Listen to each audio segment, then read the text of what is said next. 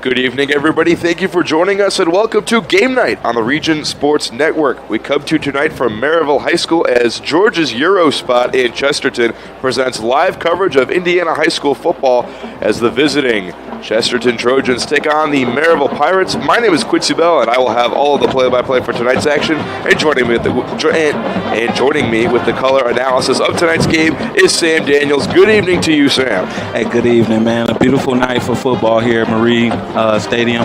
I'm expecting a barn burner. The Merrillville Pirates sit at 6-2, ranked second in the region. Only to Crown Point they trail. The Chesterton Trojans, a solid season for them, 5-3. They sit at number 9 in the region, looking for what would be a pretty big win on the road going into sectional play coming up in 2 weeks for the 5A bracket. Hey, a big test for both teams going in, trying to get ready for the sectional next week. Want to put on a good performance right before then. It's been a very successful season for Chesterton. They took down Valparaiso in their rivalry game, always a game they love to win. And 5 wins to just 3 losses. They are very solid. They're led by Hunter Boyd, their quarterback. He's just a sophomore, but he stands at 6'3", 185 pounds. 93 completed passes, over 1,000 yards, 9 touchdowns to just 3 interceptions. But their star running back, Andrew Gavea, has rushed for 780 yards with 7 touchdowns. That's a solid 1-2 punch that they have throwing and running the ball. 111 yards per game for Gavea. It got great balance as far as passing the ball and running it.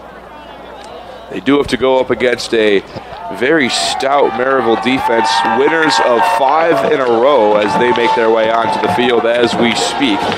They started the season 1-2 with losses to Loyola, Academy, and Wilbette and Crown Point, but since then, it's been all business for them. Portage, Michigan City, LaPorte, Valpo, and Lake Central have all fallen victim to the Pirates. Most recently, Lake Central in a game where they were close at half. It was 14-6 Merrillville, and then they sort of broke that one open in St. John, never looked back. They'll be taking on Hammond Morton in the first round of their sectional, but Chesterton, one last test for them, probably the toughest team they've played since they played Michigan City on the 19th. They got through some teams that have been struggling this year, but Chesterton, a team that's not going to go away quietly here on the road. Not at all. Very well coached team offensively and defensively. Look forward to it being a closely contested competition tonight. Michael Hill, the first and only player in the region to pass over 2,000 passing yards, 2382 is what he has so far. The only man that's even in the same stratosphere is Tristan Hart with only 1,600. He's the quarterback at Michigan City. Michael Hill leading the Pirate offense, an offense that passes the ball 60% of the time. And if you look at the leading receivers, Michael Smoot, Cameron Jordan, and Rynell Lewis, all top 5 in the region in receiving. Michael Smoot, 16.3 yards a catch, 9 touchdowns with a 45% expectancy. So I think he's going to touch the ball a lot tonight. What do you do if you're the Chesterton defense to try to combat a passing unit that's been so potent? Because Logan Chestovich, Peyton Dilbeck are some strong DBs for Chesterton. They have a few interceptions on the year, but what do they need to do to really slow down this Merrillville passing game? Just try to keep everything in front of them. Make sure they keep their leverage and keep their eyes out the backfield. Read the route patterns and get to where you got to get to. I think they'll have plenty of success that way. For those that don't know, Sam was the defensive backs coach at Calumet last year before getting promoted to the defensive coordinator spot. So when he talks about defensive backs, you listen. Appreciate it. We'll give you tonight's Economy Electric Heating and Cooling game night forecast here from Merrillville. It's 67 degrees with a humidity of 47%, a dew point of 47 degrees, and winds coming from the south at 8 miles an hour. It's decently windy tonight here from Merrillville. A nice in the 60s is where I like to have my game nights. That is, I think, ideal temperature. That's been your Economy Electric Heating and Cooling game night forecast. Economy Electric Heating and Cooling, keeping you cool in the summer and cozy in the winter. Both teams are about to go out for the opening coin toss. Did you say 6'7"? And it is 67 degrees. No pun intended. No pun Sam is intended. cracking up over here. I believe that's what the kids say nowadays. 6'7". So both teams are doing the ceremonial coin toss. The coin toss is actually determined earlier before both teams make it onto the field. So this is more so just a captain's meeting of, hey, I want a clean game. Good luck today, boys. Shake hands, go to your sideline. Let's have a good one. You know, that pomp and circumstance we talked about the last time, you know. Got to have a lot of pomp and circumstance for two teams ranked in the top 10 of the region. And this could be a potential preview of a regional championship. They've elected to defer their choice for the second half. Merrillville will receive. So Chesterton won the toss. They will defer their option to the second half, so Merrillville will start with the ball. But Merrillville, heavy favorites to win their sectional. Chesterton will have to battle their fellow DAC foes, LaPorte, Michigan City, and Valparaiso, but they definitely will be one of the favorites to win that sectional, so it could be a regional preview coming up tonight. Both sectionals for the 5A are action-packed, and it'd be beautiful to see what's going to happen moving forward. Very well-coached teams out there. Very well-coached teams. So Michael Hill and the Merrillville offense will get the ball first.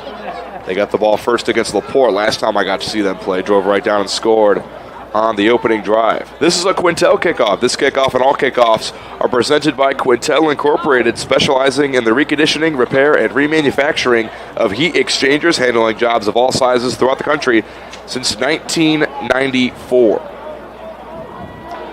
Enzo Righetti will kick it away for Chesterton. Back to return, Cameron Jordan and Curtis Walker. Number 9 versus number 2 here from Merrillville High School, set to get underway. Week 9 in the region is underway. Let's get ready to rumble. Righetti gets it off the tee. It's an end-over-end kick caught in the end zone by Walker for the touchback. So Merrillville will set up shop at the 20-yard line. Michael Hill, their explosive passer, 23 passing touchdowns on the year to just 8 interceptions. They like to throw early and often, this Merrillville offense. That's a lot of touchdowns. And I'm pretty sure he's going to try to add to that number tonight. Hill in the shotgun with both of his running backs on either side of him, Jaquarius Johnson and Cameron Jordan, with 2 receivers set out to the left side. One tight end moves in motion to the left side of the formation. That's Rynell Lewis. We have flinching and movement up front, and I believe that will be a false start against the left tackle, Aaron White from Merrillville. 5-yard penalty. Yeah. Remains first down. It always happens, man. That first little play of the game, little early game jitters. Hopefully they settle down here and get it going. White has been a strong lineman this year. The 6'1", 260-pound senior has made a lot of holes for his running backs along the left side. Same formation, they move Lewis to the left. Hill gets the snap, hands it to Jordan. Sweep runs straight up the middle, breaks to the outside, he's across the 30. He has no one back to stop him. It's a foot race. He's across the 40, across the 30. He's dragged down from behind inside the 25, and we have flags coming at the end of that play. We might get some more penalty yardage, Sam. Looks like a horse collar there by the Chesterton defender. Well, great run. Great run. Hitting the gap, getting upfield, getting north. 63 yards on the run for Cameron Jordan. The sweep cut it back to the middle and just had a ton of room, had everyone beat, but one of the DBs caught up to him. That was Logan Chestovich, the senior, who dragged him down to the very end, saved the touchdown, but grabbed a little bit of the horse collar. Looks like that was a little sidecar outside zone there. And he just cut up and had daylight there. Great run, great play design. So the penalty is half the distance to the goal, and after one offensive play, Merrillville is set up with 1st and 10 at the 11. Shotgun formation for Michael Hill. Gets the snap, hands it to J.Q. Johnson, running right. He runs into a wall. Stuffed right there by the defensive lineman from Chesterton. Runs into a wall of Chesterton defenders. Matthew Batusik, the 6'2", 225-pound junior, gets in there. Some big boys in this game, my God. Merrillville loves to run hurry up. They're moving quickly with the same formation on this next play. Hill gets the snap. It's Jordan running left, trying to bounce it to the outside. He breaks off a tackle. He's coming back to the right side. He has a lane. He's through all the way for the touchdown, but we have flags in the backfield of this run. Jordan ran it to the left, spun off a tackle, cut it all the way back to the right, was in standing up, but we'll see if this play stands. Looks like it's holding by Merrillville's offense. But that was an excellent cutback. I mean, made a guy miss, reverse field, and basically jogged into the end zone, but looks like that penalty is going to bring him back. Holding, offense, 10-yard penalty from the previous spot. You play second. So another holding on the left side of that line. That one was on Jalen Carter, the left guard. So 2nd and 10 from the 11 will be 2nd and 20 from the 21. I think we might see a pass here. 3 receivers to the right side of the formation, 1 to the left, and 1 running back in the backfield with Michael Hill. It's J.Q. Johnson. Hill rolling to his right, throwing into the middle, and it's caught by Michael Smoot at the 14-yard line. A nice little curl route, middle of the formation. Yeah, sat down in the hook area, caught it, and secured it, and got down real quick. Bring us up to a nice little 3rd down. 3rd and 12 from the 14-yard line. 4 wide, 2 on each side. Hill straight drop, has time, looking, fires to the middle, and it's caught for the touchdown. Michael Smoot again. His 10th touchdown on the year puts Merrillville on the board first. Lightning quick. When you got a guy like Michael Smoot, you got to make sure you know exactly where he is. It looks like the defensive backs from Chesterton got tangled up there a second, but way to make a play there by Smoot. Benito Gonzalez out to add the extra point. He stands at 6 foot 245. He is a boot. He was hitting from 50 in warm-ups today. I walked past. I even had to ask, was that 50? Snap down, kick up. Line drive kick is right down the middle. 7-0 Chesterton, or 7-0 Merrillville. Not even 2 minutes into this one. Will the Trojans have a response on offense? Find out next. You've been listening to Game Night on the Region Sports Network, the only game in town.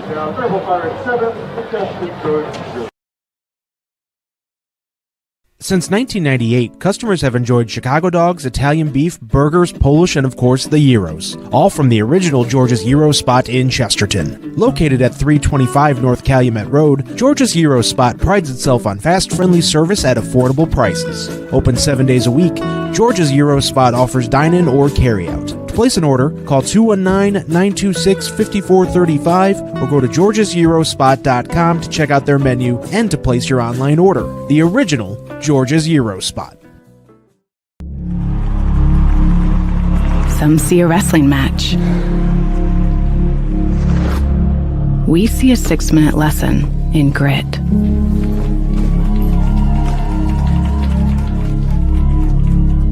Some see a coach sending a runner home. We see a mentor guiding a student athlete into the future.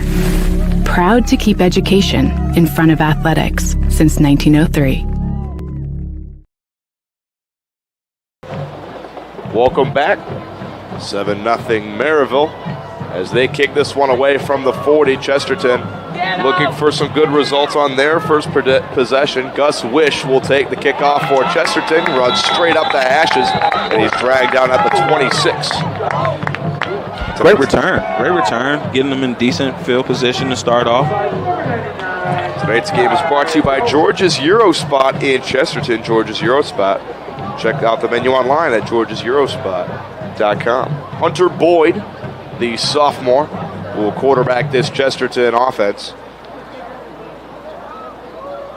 He'll set up shop with 1st and 10 from the 27-yard line. Has 2 receivers lined up to the left.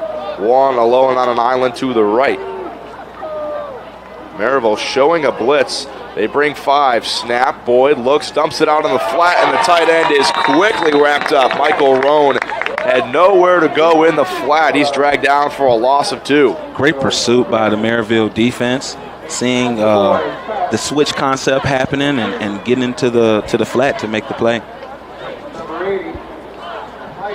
Gavea their strong running back is normally who you'll see early and often on first down, but on the road, the Trojans trying to mix it up with a little bit of a first down pass. Boyd gets the snap. He gives it to Gavea. He has a big hole straight at the middle. He's across the 35, cuts back, has blockers up across the 45 near the 50 is where he is dragged down after a strong run of 25. It looked like a rocket was just just shot out the hole right there, Gavea. Way to get upfield, man, and secure the ball at the end of the run. First down for him. He got from the 24 to the 49. So 25 yards on the first carry for Gavea has Chesterton at midfield. Two receivers line up to the left, one to the right. Tight end moves in motion. Moves back to the right side, snap. Gavea straight up the gut. He is immediately swarmed by that Merrillville defensive line. The big nose tackle, Karan Moore, got a paw on him. They dragged the running back down for only a gain of 2. A little positive yardage there. Looked like they ran the same play back-to-back there. I want to call that power. Looks like power. That time the Pirates saw it coming, and this is a front that loves to bring pressure for Merrillville. They like to really bother runs up the middle, and they like to get after quarterbacks. Same formation for Chesterton. Boyd gets the snap, hands Gavea, cuts it. Can barely get back to the line of scrimmage. He avoided a TFL, but then the second wave of Merrillville defenders dragged him down at the line of scrimmage. 3rd and 8 coming up for the Trojans. You know me as a defensive coach, I love to see when the defenses are swarming, and Merrillville is swarming. They are getting after it. 3rd and 8. Most likely a pass upcoming for Chesterton. They're stacking everyone near the line. They have one receiver alone to the right side with 2 tight ends stacked to the left side of the formation. Merrillville showing pressure, and they bring it. It's another run, this time to Max Soffin, the junior running back, and he has nowhere to go. Dragged down at the line of scrimmage, a loss of 1 on that play. 4th and 7 from the 50, and Chesterton will punt this one away. Merrillville's defense is basically saying if you're going to beat us, you're going to have to pass the ball. And that is a tall task with the strong defensive backs and safeties that Merrillville have. Most definitely. On their team. Mace Redmond will punt this one away for Chesterton. He's standing at his own 36. Curtis Walker back to return for Merrillville. Snap handled and booted away. High end-over-end kick. Walker calls for a fair catch at the 15, lets it bounce. It's rolling inside the 10, and Chesterton will down this one at the 7. Great punt coverage by Chesterton. And starting in deep in their own territory. Special teams coaches have been preaching hang time over distance, because if you can get a lot of hang time, give your gunners time to get down there near the returner, it's better than a line drive kick and giving a fast receiver time to make a play. Too many gaps to fill in, especially running full speed. And all they need is one little block and daylight. 1st and 10 for Merrillville at their own 10-yard line. 7:30 to go in quarter number 1, 7-0 lead for the Pirates. Snap and the handoff. It's Johnson running along the right sidelines. He got to the edge and was able to cut up field for a solid carry.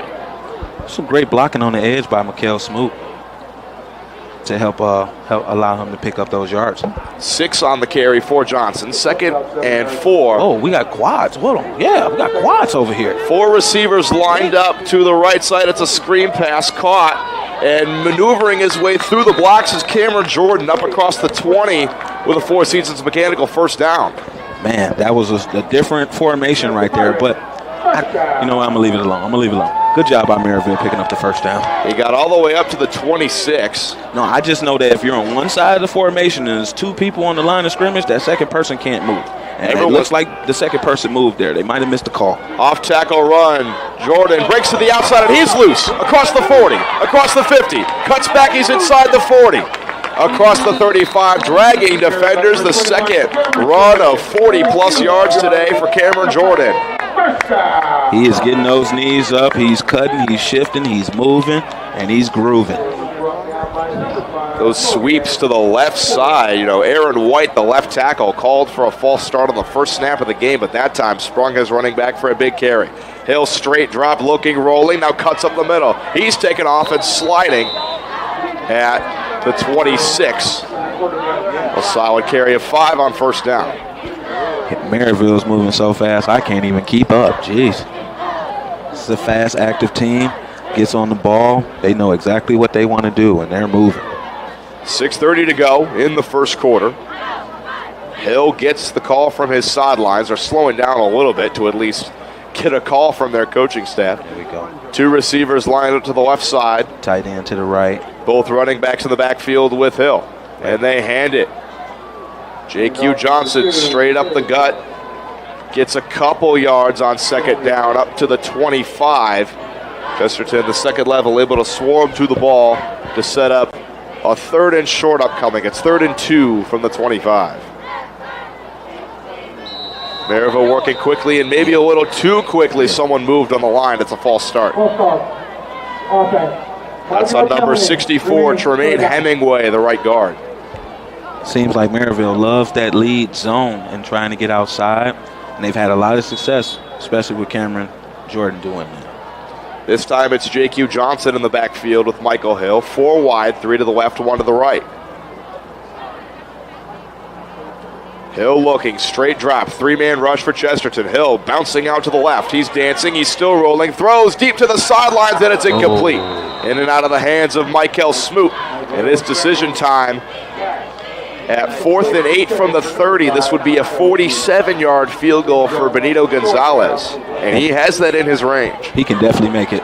Like we said in pregame, we definitely seen him make a couple 50-yard field goals to jump it off. But it looks like they've elected to go for it on 4th down here. Hill and the offense still out there. It's Four Seasons Mechanical, 4 down territory, 4 wide, 2 on each side. From the right hash, Hill, straight drop, 3-man rush for the Trojans. Hill rolling out to his left, still rolling, still rolling. He's going to take off and run. Race for the marker. He is pushed out of bounds. It looks like he's just short. Michael Hill trying to use his legs right there, just a little bit short. Hayden Dilbeck, the defensive back, the junior, ran up, met the quarterback at the marker, and pushed him out just short. A big stop for the Trojans with 5:30 to go in quarter number 1. Great job by the Chesterton defense getting off the field there. That could have definitely been a 2-possession game. 1st and 10, Chesterton from the 23-yard line. 5:30 to go in the first quarter. 7-0 the lead for the Merrillville Pirates. 3 receivers out to the left side of the formation. Boyd gets the snap, looking, throws middle, and he's intercepted. Warren Brown bringing it the other way, straight to the middle, and he's gone. Pick 6, touchdown Pirates. He jumped that route. It looked like they were running a concept where a receiver would sit down on the hook, someone would roll off of it, and he thought he had him there.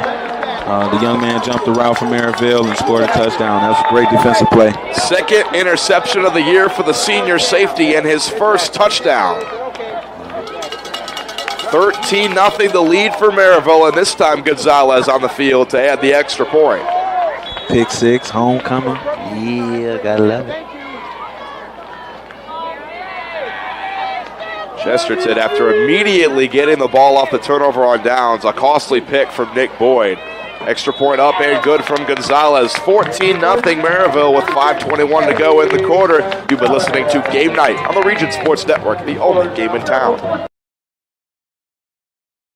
At Strachan Van Til, we believe grocery shopping should be simple. Now, shopping is easier than ever with our new and improved website. Find what you need fast. Browse your favorite products, add them to your cart, and check out in just a few quick steps. Choose between convenient in-store pickup or let us handle the heavy lifting. From our shelves to your doorstep, skip the lines, shop your way, and spend more time on what matters most. With our rewards program, enjoy incredible savings and personalized offers every time you shop. Shop online now at strachanvantil.com or download our app today.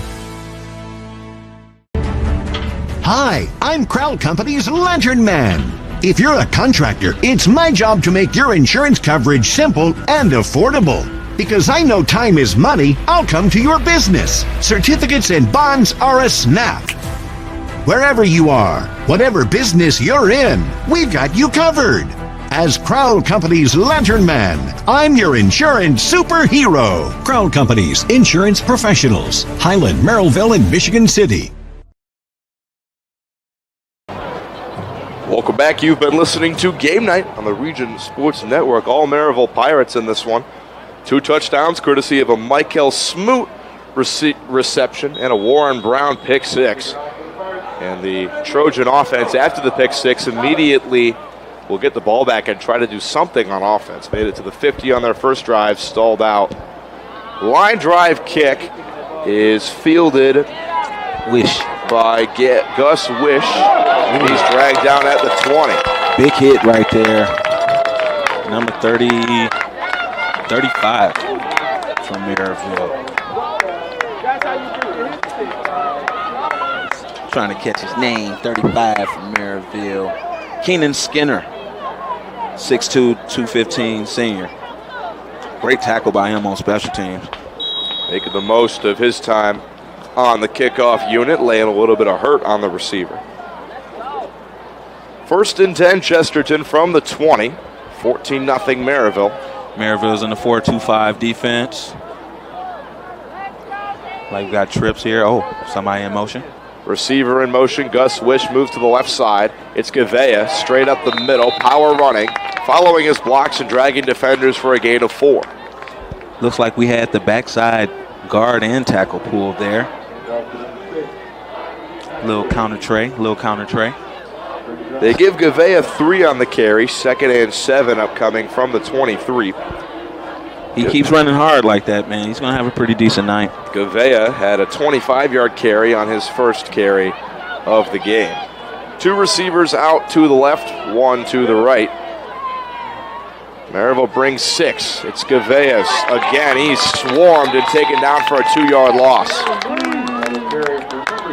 Stanley Freeman, the defensive end, able to get first contact on the running back, and then his friends did the rest, dragging him down. Great pursuit, great hands, block destruction, and sitting there and wrapping up. That's what you ask for your defensive lineman to do. No gain on the carry. 3rd and 7 upcoming for Chesterton. 3 receivers lined up to the right side of the formation, 1 to the left. Boyd back to throw, looking. He's under duress. He's swarmed and taken down for a sack. It's Stanley Freeman again bringing the quarterback down, and Chesterton will have to punt this one away. Stanley.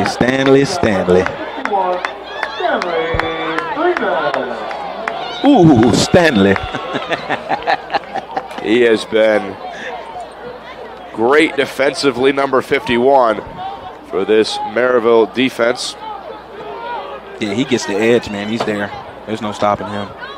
Mace Redmond back to punt this one away. He's standing at his own 2. Curtis Walker back to return for Merrillville. We have whistles.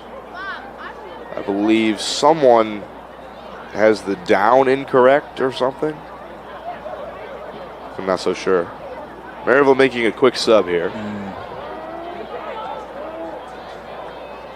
Usually when stuff like that happens, it could be a uniform thing or whatever. Get the substitution in. Redmond standing at the 2. Curtis Walker back to the high snap, and it's in the end zone. Redmond gets it. He boots it away, and he's hammered in the end zone. Kick lands and rolls to the 20. And Sam, he took a lick there in the end zone, and I'm surprised he even got that punt away.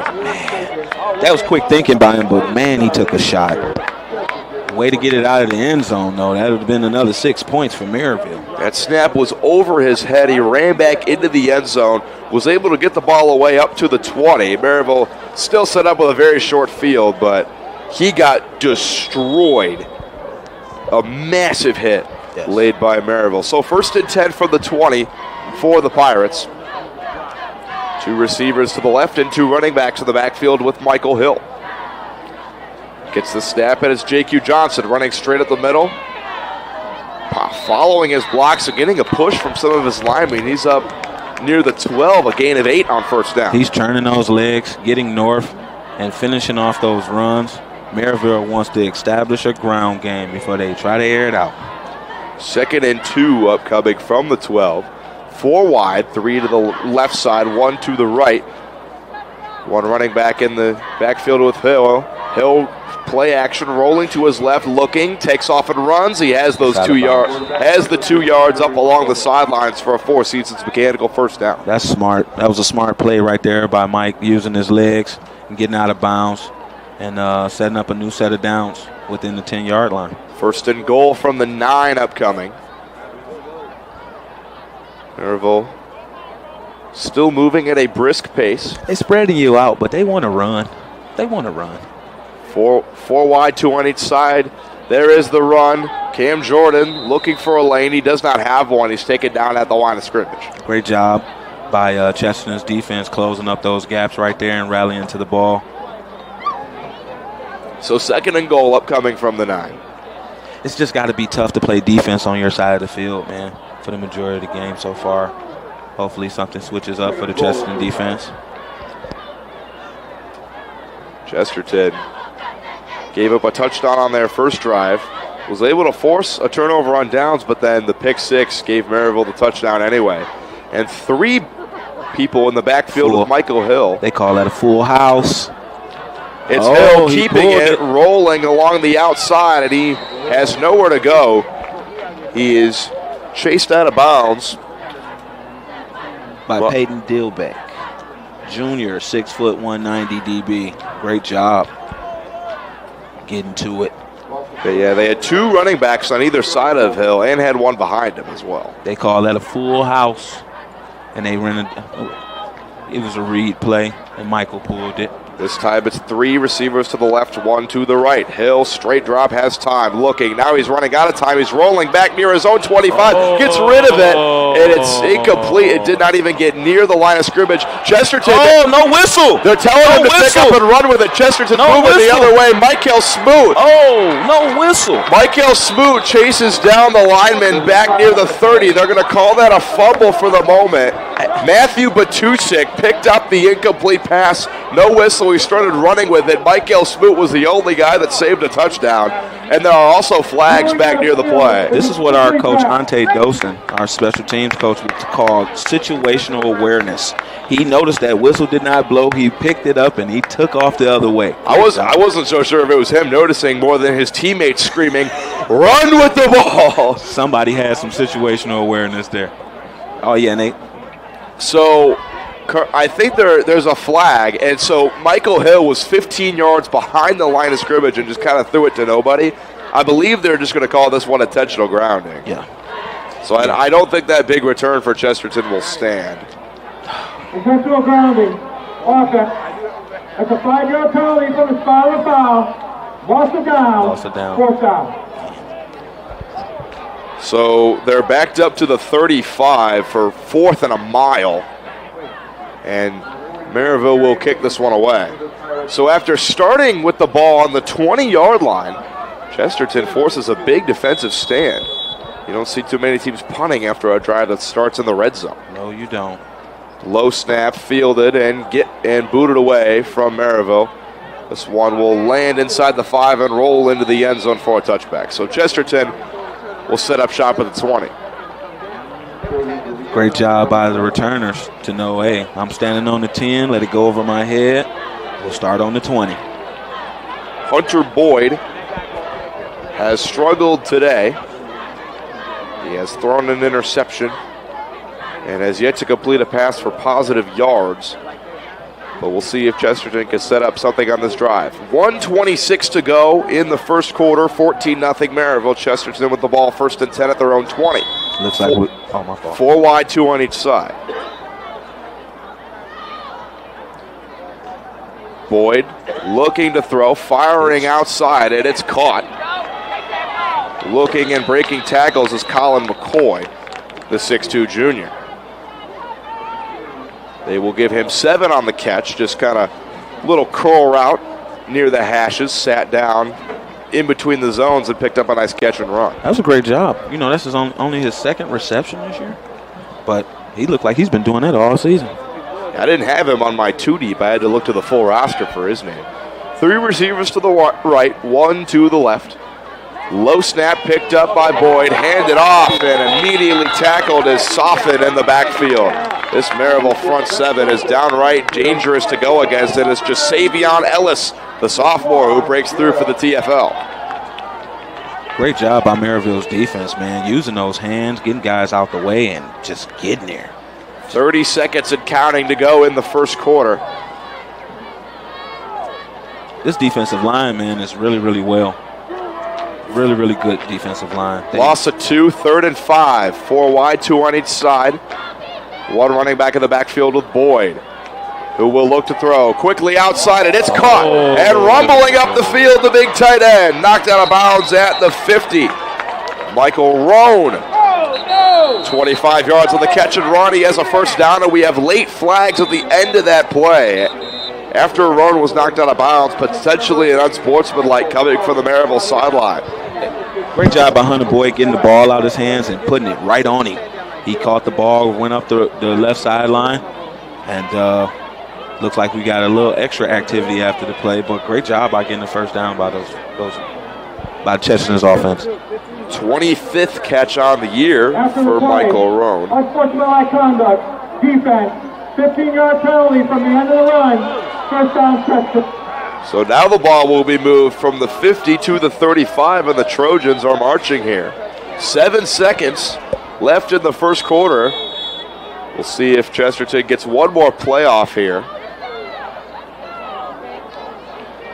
Same formation, 2 receivers on each side. Boyd straight drop. Looking outside, and it's incomplete. Tried to go back to Roan, but delivered that one too high and hit off his hands and out of bounds with 4 seconds to go in the quarter. Looks like we had verticals and outs if we're counting from 1 and 2 on both sides, mirror routes. Same concept they kind of ran the play before.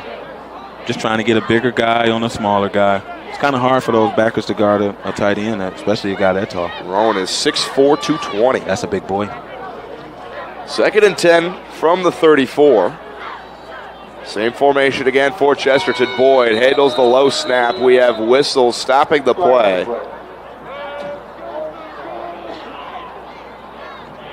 Possibly offside. Encroachment, defense. It's encroachment on Merrillville. Second down. They lined up a little bit outside and a little too far across the line. Chesterton are getting some breaks here. Let's see if they can capitalize off of them. So 2nd and 10 becomes 2nd and 5 from the 29.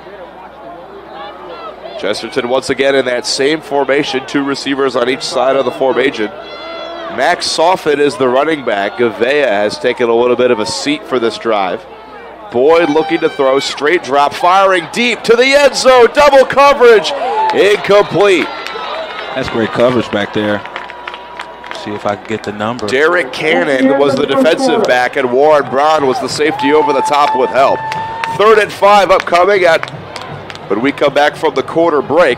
You've been listening to Game Night on the Region Sports Network, the only game in town.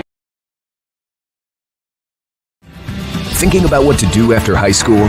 Consider a career with Boilermakers Local 374. As a Boilermaker apprentice, you'll earn while you learn. We offer excellent wages and benefits, and as part of our no-cost hands-on apprenticeship program, you'll learn from the best in state-of-the-art training centers and on the job. Become a union Boilermaker and get on your way to a great career. Find out more, visit www.local374.org or call 219-845-1000. From lighting up Friday night football to powering the classrooms that shape the students of Lake County, IBEW Local 697 is proud to support our region schools and the communities we call home. A career as a union electrician could be your next great move. Your next cap might be a hard hat. IBEW Local 697, powering futures, powering the region. Be sure to stay connected with all things Region Sports by supporting and following us on social media. We're always active on YouTube, Facebook, Instagram, X, and online at regionsports.com, celebrating over 25 years. We're proud to still be the only game in town. Start of the second quarter, 14-0 the lead for Merrillville, but Chesterton's driving. They have 3rd and 5 from the Merrillville 29 upcoming. 2 receivers and a tight end to the right side, 1 receiver alone to the left side. In motion. Boyd gets the snap straight up the gut to his running back, Soften. He is swarmed near the line, maybe a gain of 1 on that play. And it's decision time for Chesterton. 4th and 4 from the 28. And it looks like they are inclined to keep the offense on the field for 4 seasons of mechanical 4-down territory. Big play right here by Coach Peterson. Pretty sure he'll call something that's pretty good. I think they'll come on 3-by-1. That's just me guessing. That's just me guessing right now. We'll see. Andrew Gavea, their star running back, has motioned to the sidelines. He came out of the game about halfway through that first quarter. It's been Max Soften, the junior, who's in there on 4th down in the backfield with Hunter Boyd and 2 receivers on each side. We have flags before the play and delay of game by Chesterton. The play clock ran out. Wow. That's tough. So, Sam, do you still go for this on 4th and 9 as opposed to 4th and 4? You're this close. This is the closest you've been on offense right now, and you kind of need something to shake. The 34 might be too long to kick, too short to punt. So I'm pretty sure I would go for it right here. And they agree with you. Boyd in the offense staying out there. 3 receivers lined up to the left side, 1 alone on an island to the right side. I see some intermediate routes coming here. Tight end in motion comes to the right. Merrillville showing pressure. They bring 4. Boyd, straight drop, throwing deep to the sidelines, and it's incomplete. Looking for Gus Witch, but the safety, Warren Brown, caught up to the receiver and knocked the ball away. Great job by Warren Brown. That was a smash concept, mirror smash concept on both sides. Great play design. Just got to connect it. Great job by the defensive back from Merrillville. 2 PBUs for Brown to go away with a pick 6 today. Could be the leading candidate for that Crowd Company's superhero of the game when we're all said and done here. He's definitely up there. Merrillville takes over with 1st and 10 from the 33-yard line. Everyone's bunched up near the line here. Nobody out wide. 2 tight ends and a running back in for Merrillville. They send Jordan in motion. It's play action. Hale straight drop. Fires deep over the middle. Got a man wide open. Rydell Lewis in space. He's dragged down at the 30. With a catch and run of 27. Looks like it was tight doubles, and the slot receiver from the weak side went in motion, and they wheeled up. It looked like it was 3 verticals in different locations. Michael Hill found him in stride. Great job. My apologies. That's a catch and run of 37. Same formation here. Hill this time will keep it on the read option. Makes a cut, dancing to the left. Trying to get back to the line of scrimmage, and that's all he'll do. Could not get the edge as the Trojans ran him out of bounds. So it looked like the switch concept again with the inside zone. He's reading the outside defensive end, and it looks like the switch that comes across is actually supposed to pick up that edge for him to allow him to get outside. Looked like he missed that block. Hill running quickly, throws the screen outside to Cameron Jordan, and he is immediately wrapped up at the 30. They gave Hill 2 on the previous carry, but this time a loss of 1 on the screen. It's 3rd and 9 upcoming from the 29. Zane Westerland on the tackle, junior, 6'1", 225 linebacker. Great pursuit by him. Broke through the line and got there for a big tackle. This is a very solid Chesterton defense who has held their own throughout the first half of this one. But they need a big stand here, down 14-0. 4 wide in the game for Merrillville, 2 on each side. Hill straight drop. Chesterton brings pressure. They're coming in, but they throw it outside. Jordan up along the sidelines has a first down. A massive block was laid at the end of that play by Jaquarius Johnson. He demolished one of the linebackers on Chesterton. A flag was thrown, and this could be coming back for a blindside block. Yeah, he definitely didn't get on the other side of him. I understand what he was trying to do, but he didn't get on the other side. He's definitely going to come back. I mean, he threw Bradley Robinson out of bounds. Oh, yeah, it was bad. It was really bad. It seems to me that the outside linebacker for Chesterton just blitzed the gap, and that allowed that they had a free rusher there, but on the drag route, Jordan was open. That's exactly what allowed it to happen, blitzing that backer from that spot. So the question now is, did Jordan have the first down before the penalty was made? Offense, 15-yard penalty, replay third down. And they're going to replay third down after a 15-yard penalty. It's a spot of the foul penalty. So the ball will be set at the 33. And Merrillville needs to get to the 20 for a first down, 3rd and 13. I think we might see that double post here. It's in doubles. We're in doubles. 2 receivers on each side. Hill, straight drop. Chesterton bringing pressure again. Hill rolling to his left, throws to the sidelines. It's caught by Smoot, who walks out of bounds at the 24. A catch of 9, but he's 4 yards short of the first. And Merrillville will keep the offense on the field for Four Seasons Mechanical 4-down territory. That Michael Smoot is a smooth dude. Let me just tell you, he caught that ball and just stepped right out of bounds like, yeah, I got it. Don't worry about it. Same formation, Hill. Straight drop looking, firing to the sidelines for Smoot, and it's in and out of his hands. We knew it was going to him, 45% expectancy. It was in his hands. You just got to finish the play. Great defensive stop there by Chesterton. The aforementioned Bradley Robinson got over and knocked that pass away. Some tight coverage on the senior receiver. 2 interceptions on the year for Robinson. He also returns kicks and punts as well. That's an athlete right there. Only stands at 165, but after getting thrown out of bounds, he stepped up and made the stop. Probably got a little, probably wanted to get a little get back. He definitely got it. Yes.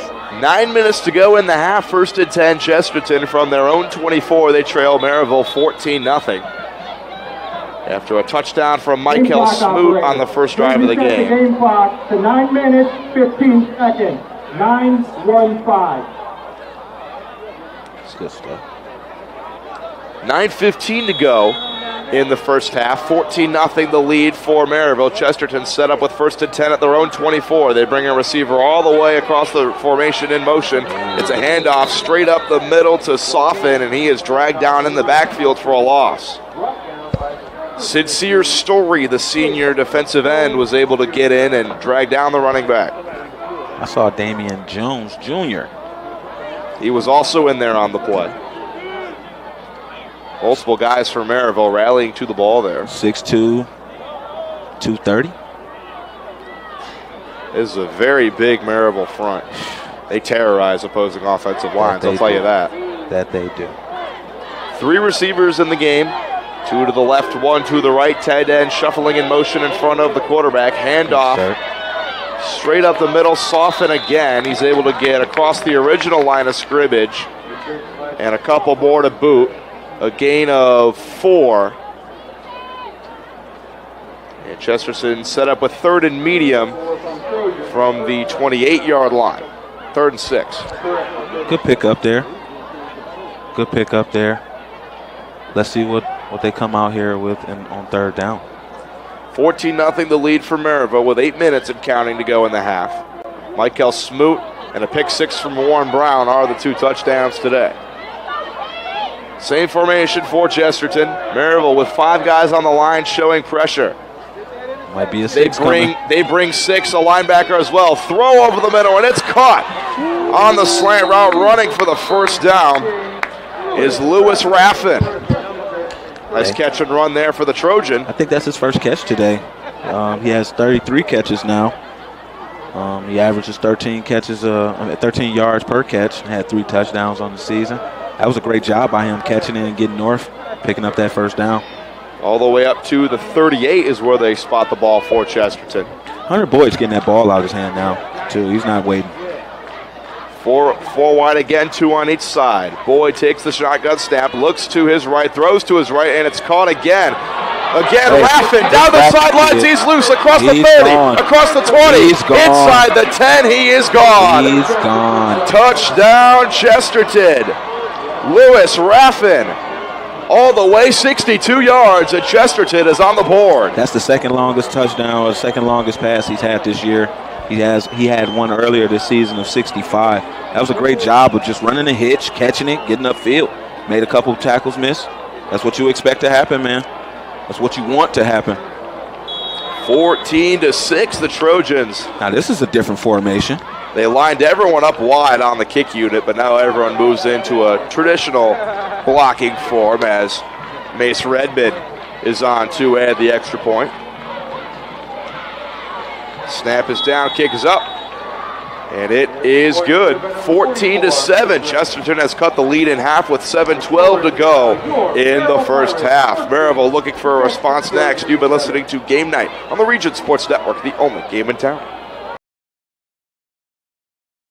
Four Seasons Mechanical proudly serves Northwest Indiana, providing quality, reasonably priced, reliable service. With a quality and comfort guarantee, the professionals at Four Seasons Mechanical offer a wide range of services in heating, ventilation, and air conditioning. Whether it's residential or commercial, Four Seasons Mechanical is there 24/7. To find out more, the website is fourseasonsmechanical.com or give them a call at 219-756-7020. Four Seasons Mechanical, your indoor air quality specialist. Can't wait for summer, but dreading the heat because your old AC let you down? Don't sweat it out this summer. Call Economy Electric Heating and Cooling. The professionals there can fix you up. Install a central air unit that'll last for years. Your family deserves to stay comfortable. And with a 24/7 emergency service, comfort is just a phone call away. Give them a call at 219-923-4441 or check them out on the web at 4ajobdoneright.com.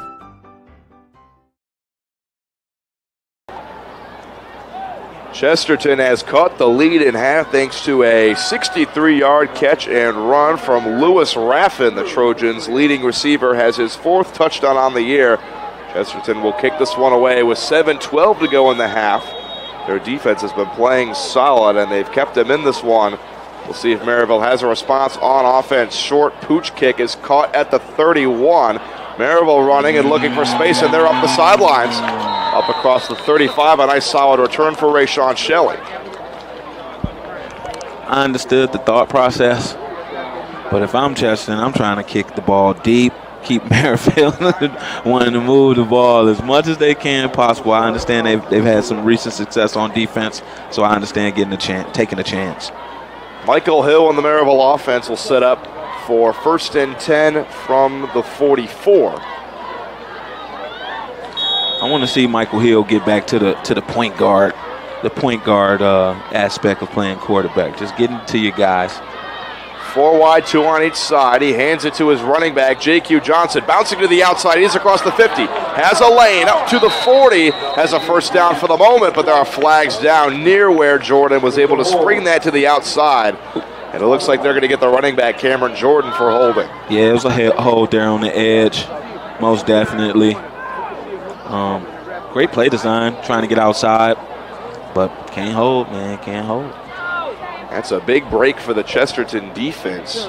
A defense who has only given up 7 points against them. That was on the first drive of the game when Merrillville marched it all the way down. The only other 7 points are off a pick 6 from Warren Brown, but since that first drive of the game, Sam, this Chesterton defense has been solid and swarming to the ball. Merrillville's doing a lot of shooting themselves in the foot too, man, with all the penalties. Hasn't been a clean game for the offense so far. Let's see if they can clean it up. Loss of 5. 1st and 15 from the 39 after the spot of the foul penalty. Hill, straight drop, has time, whips it middle, and it's in and out of the hands of Smoot. Threw it a little bit behind the receiver on the in route. So I'm seeing different concepts on both sides. They're in 2x2. We have a post from number 2 on the weak side with a hitch down at the bottom, and possibly a vertical with a hitch, with the number 1 going vertical and the 2 with the hitch. Just couldn't connect right there. Smoot ran the deep in over the hitch, but Hill just threw it a little bit behind him. 2nd and 15 upcoming. 3 receivers are bunched up to the right side of the formation. Now they motion up against the line. It's going to be a tight bunch here. Smoot, Lewis, and Bowles are lined up. Now they send Bowles out wide, and they move Jordan in motion. Hill gets the snap. He'll keep it rolling to his left. He'll run out of bounds. We have flags before the snap. A lot of confusion on that play. Well, potentially illegal motion for Merrillville. You can't send 2 guys in motion at the same time. The first person has to settle, then the next person can go in motion. So that's what they're going to get him with. Merrillville, you just keep doing it with the penalties, guys. So Hill took the snap regardless and then ran out of bounds for a loss of 3. So if you're Chesterton, do you have the option to just decline that penalty? I wouldn't. Take them back. Take them back. This is a field position thing. It's going to be a field position game. So they do decline the penalty. It's 3rd and 15 upcoming from the 39. Wow. I'd have took them back if it was me. I need every inch. Every inch matters. We heard that speech from Al Pacino in Any Given Sunday. Every inch matters. I think the philosophy for Chesterton is Merrillville's been so explosive, why waste a down? Exactly. But I trust him. 2 receivers on each side. Hill, straight drop, 3-man rush for Chesterton. Fires it deep down the sidelines. 1-on-1 for Smoot, and it's just over his head. Smoot diving back shoulder, almost made a magnificent catch. You got Laundry? We have Laundry on the field. Laundry in the backfield. Tight coverage from Bradley Robinson. 1-on-1 with the region's 2nd leading receiver. I like how this Robinson kid runs, man. He turns and he puts the jets on. He stays right in the hip pocket. Holding there from Merrillville. The penalties decline, so the punting unit will jog on with 6:45 to go in the half. That's the tail of the tape right here. After the first possession, Merrillville just keeps penalizing themselves. So Chesterton looking to get the ball back and potentially tie this one up. 2 guys back deep to return. Gus Wesh along with Bradley Robinson.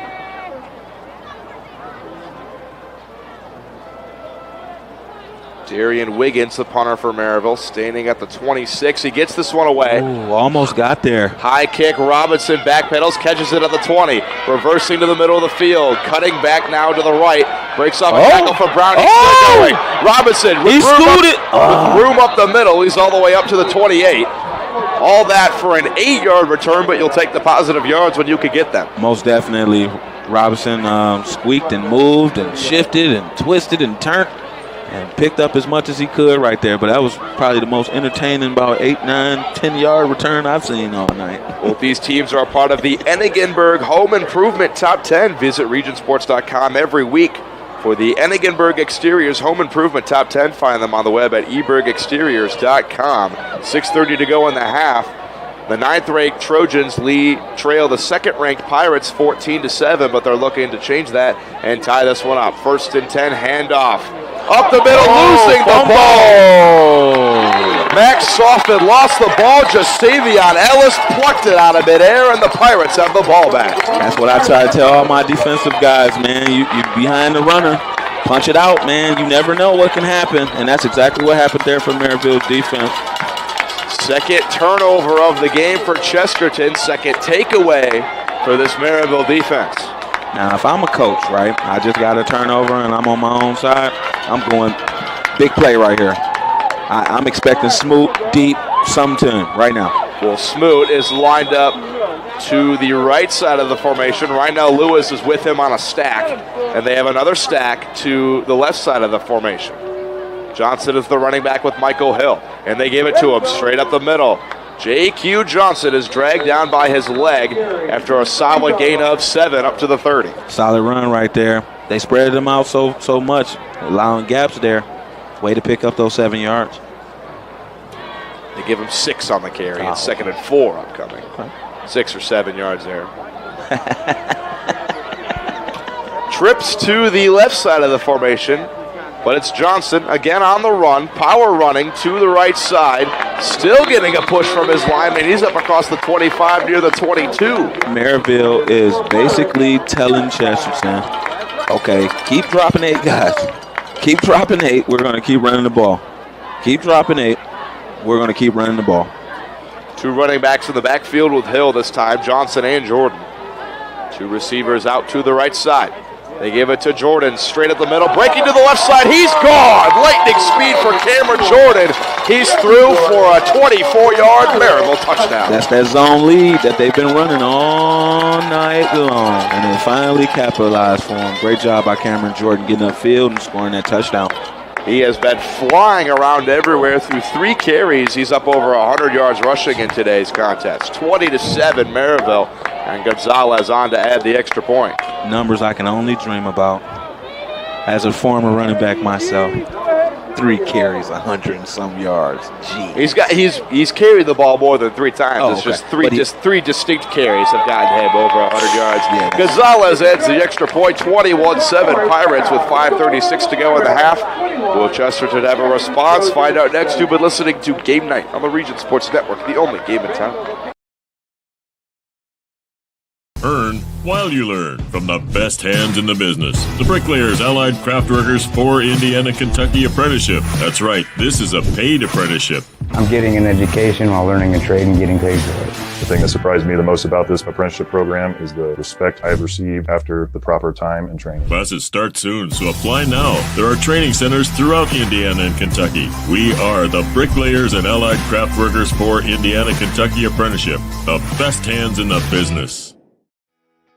Calling all current and future homeowners in the Northwest Indiana area. Whether you're buying or selling, Brent Wright is here to make your real estate journey smooth and successful. With years of experience, personalized service, and a deep knowledge of the market, Brent will help you find the perfect place or get the best deal for your property. Call today at 219-406-7195 and take the first step toward your real estate goals. Contact Brent Wright, the right way to buy and sell real estate.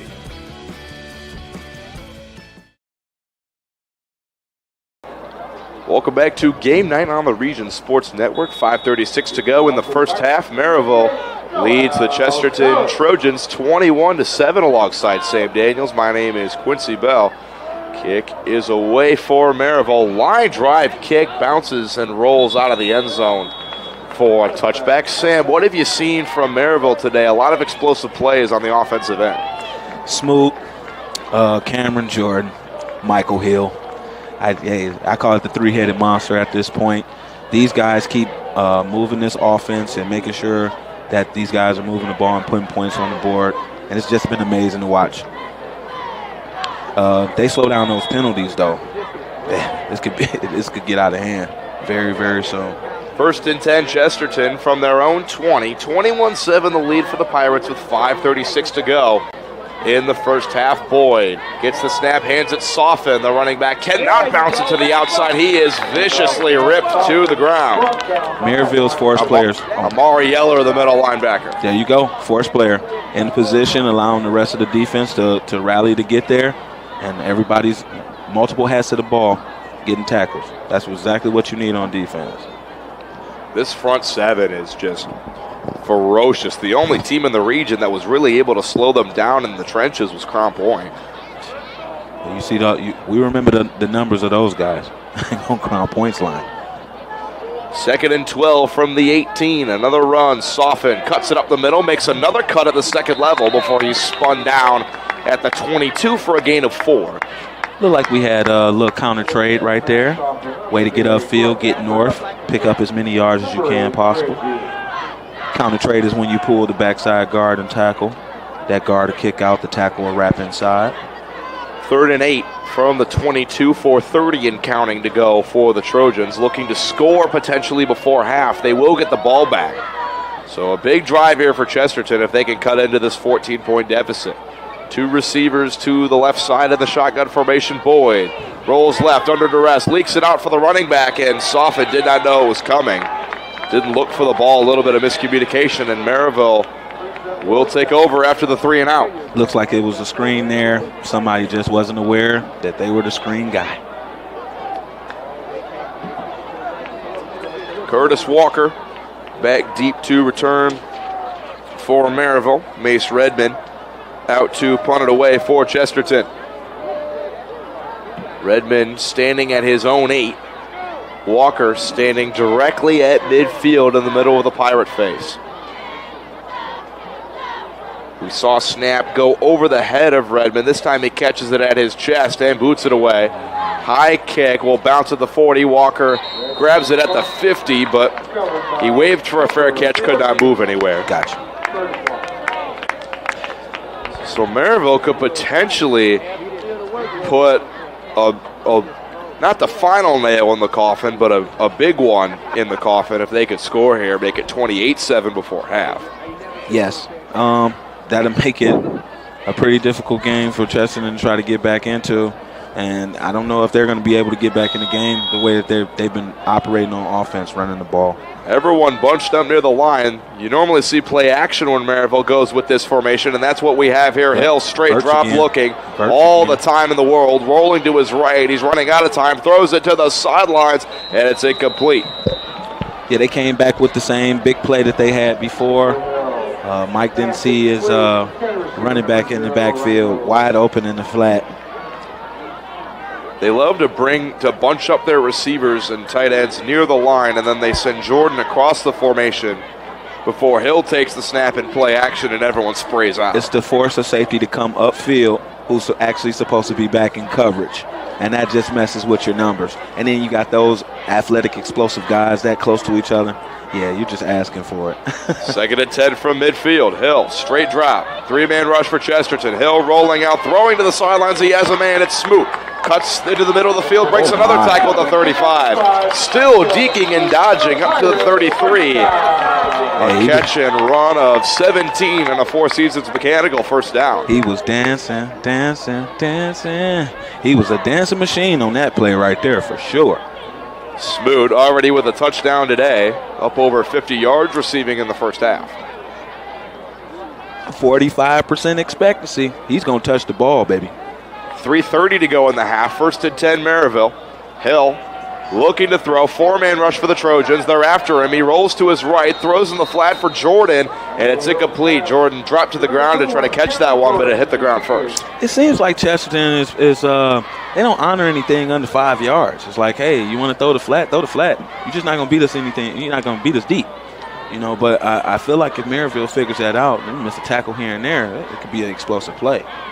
Well, that's how Chesterton got their first touchdown of the game. They threw it into the flat to Lewis Raffin. He broke a tackle and was gone down the sidelines. Sometimes that's all it takes, one missed tackle. 21-7 with 3:30 to go in the half. 2nd and 10 upcoming for Merrillville. Straight drop Michael Hill. 3-man rush for Chesterton. Deep lob to the sidelines for Rydell Lewis, who leaps up and makes a terrific catch at the 18. That he did, but Smoot was wide open in the end zone. If Michael Hill would have seen him. Nonetheless, Rydell Lewis, 6'5", and he needed every inch of that frame to come down with that catch. That he did. They had 2x2, and it looked like mirror routes with post and out routes. And he caught that out route toward the sideline. For the 18, 1st and 10, Hill, straight drop, looking outside again. It's caught. Demont Bogard breaking tackles at the 10. He's dragged down at the 8. And he has a first down. Goal to go for the Pirates. That was a great pickup right there. Great route. Sitting down on the hitch, catching it and getting upfield. They're going fast again. It's only the 5th catch on the year for Demont Bogard, but when he catches him, he's explosive, averages over 25 yards a catch. Looks like we might get that zone lead again. 2 running backs in the backfield, and there it is. Jordan running to the left, breaking to the outside, cuts it back middle, and he's in standing again. Cameron Jordan is all over the field today. 4th touchdown for the Pirates, and Sam, you called it. Hey, inside zone, lead. Jordan is going to put his foot in the ground, get north, score it again. Hey, I'm sorry I'm calling these plays out, guys. I'm sorry. My bad. 2nd touchdown for Cameron Jordan. Gonzalez out to add the extra point. Chesterton, their sideline looks absolutely stunned. 4th touchdown they've seen go against their squad. Merrillville has figured out, man, they don't want them to get deep, so we're going to run the ball. We're going to force you to put extra guys in the box instead of those 3 that you have there at the line. Extra point good from Gonzalez. 28-7 with 2:50 to go in the half. Chesterton gets the ball next. You've been listening to Game Night on the Region Sports Network, the only game in town. When it comes to your money, you deserve more than just numbers on a page. You deserve someone who sees the full picture. Meet Mark Machnick, one of Northwest Indiana's most trusted accounting professionals. Whether you're running a business, planning for retirement, or just trying to make sense of tax season, Mark Machnick, located in Highland, makes it simple, personal, and believe it or not, painless. Contact Mark and his team today at 219-595-5290. Mark Machnick, CPA. At Blyce, We're used to having the athlete shop at our store. Down, sit, put. But sometimes they get carried away.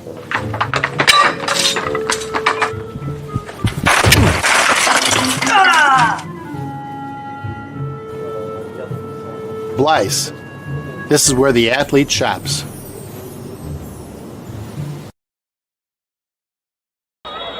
.249 to go in the half. Merrillville leads it 28-7. They are all over the number 9 team in the polls. Line drive kick is fielded at the 2 for Chesterton. And they are up across the 35, cutting to the middle. Big return for the Trojans up to the 43.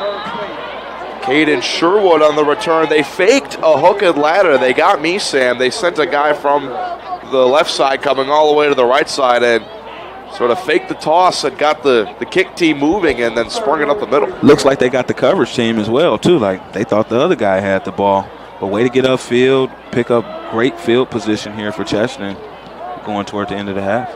They trail by 21, but a score at the end of the half, parlaying that with getting the ball to start the second half, could prove big dividends for the Trojans.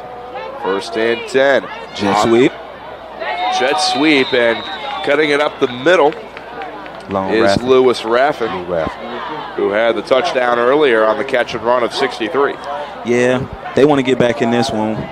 Kind of want to put it in Lewis's hands. See if he can make some things shake for you. Clock moving, 2:15 to go. Second and 4 upcoming from the 49. 2 receivers on each side of the formation for Chesterton. Snap and the handoff, zone read that time to Max Soffin, and he's taken down at the line of scrimmage. We haven't seen Andrew Gavea since the first quarter of this contest. We hope he's okay and not severely hurt before the playoffs. And it might be something smart. Probably a little injury here and there and trying to save him for next week. I hope it's nothing too serious. 2:03.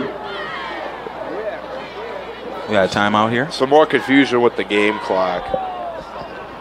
I believe Merrillville called a timeout to talk things over. We'll be back at 30 on the Region Sports Network, only game in town.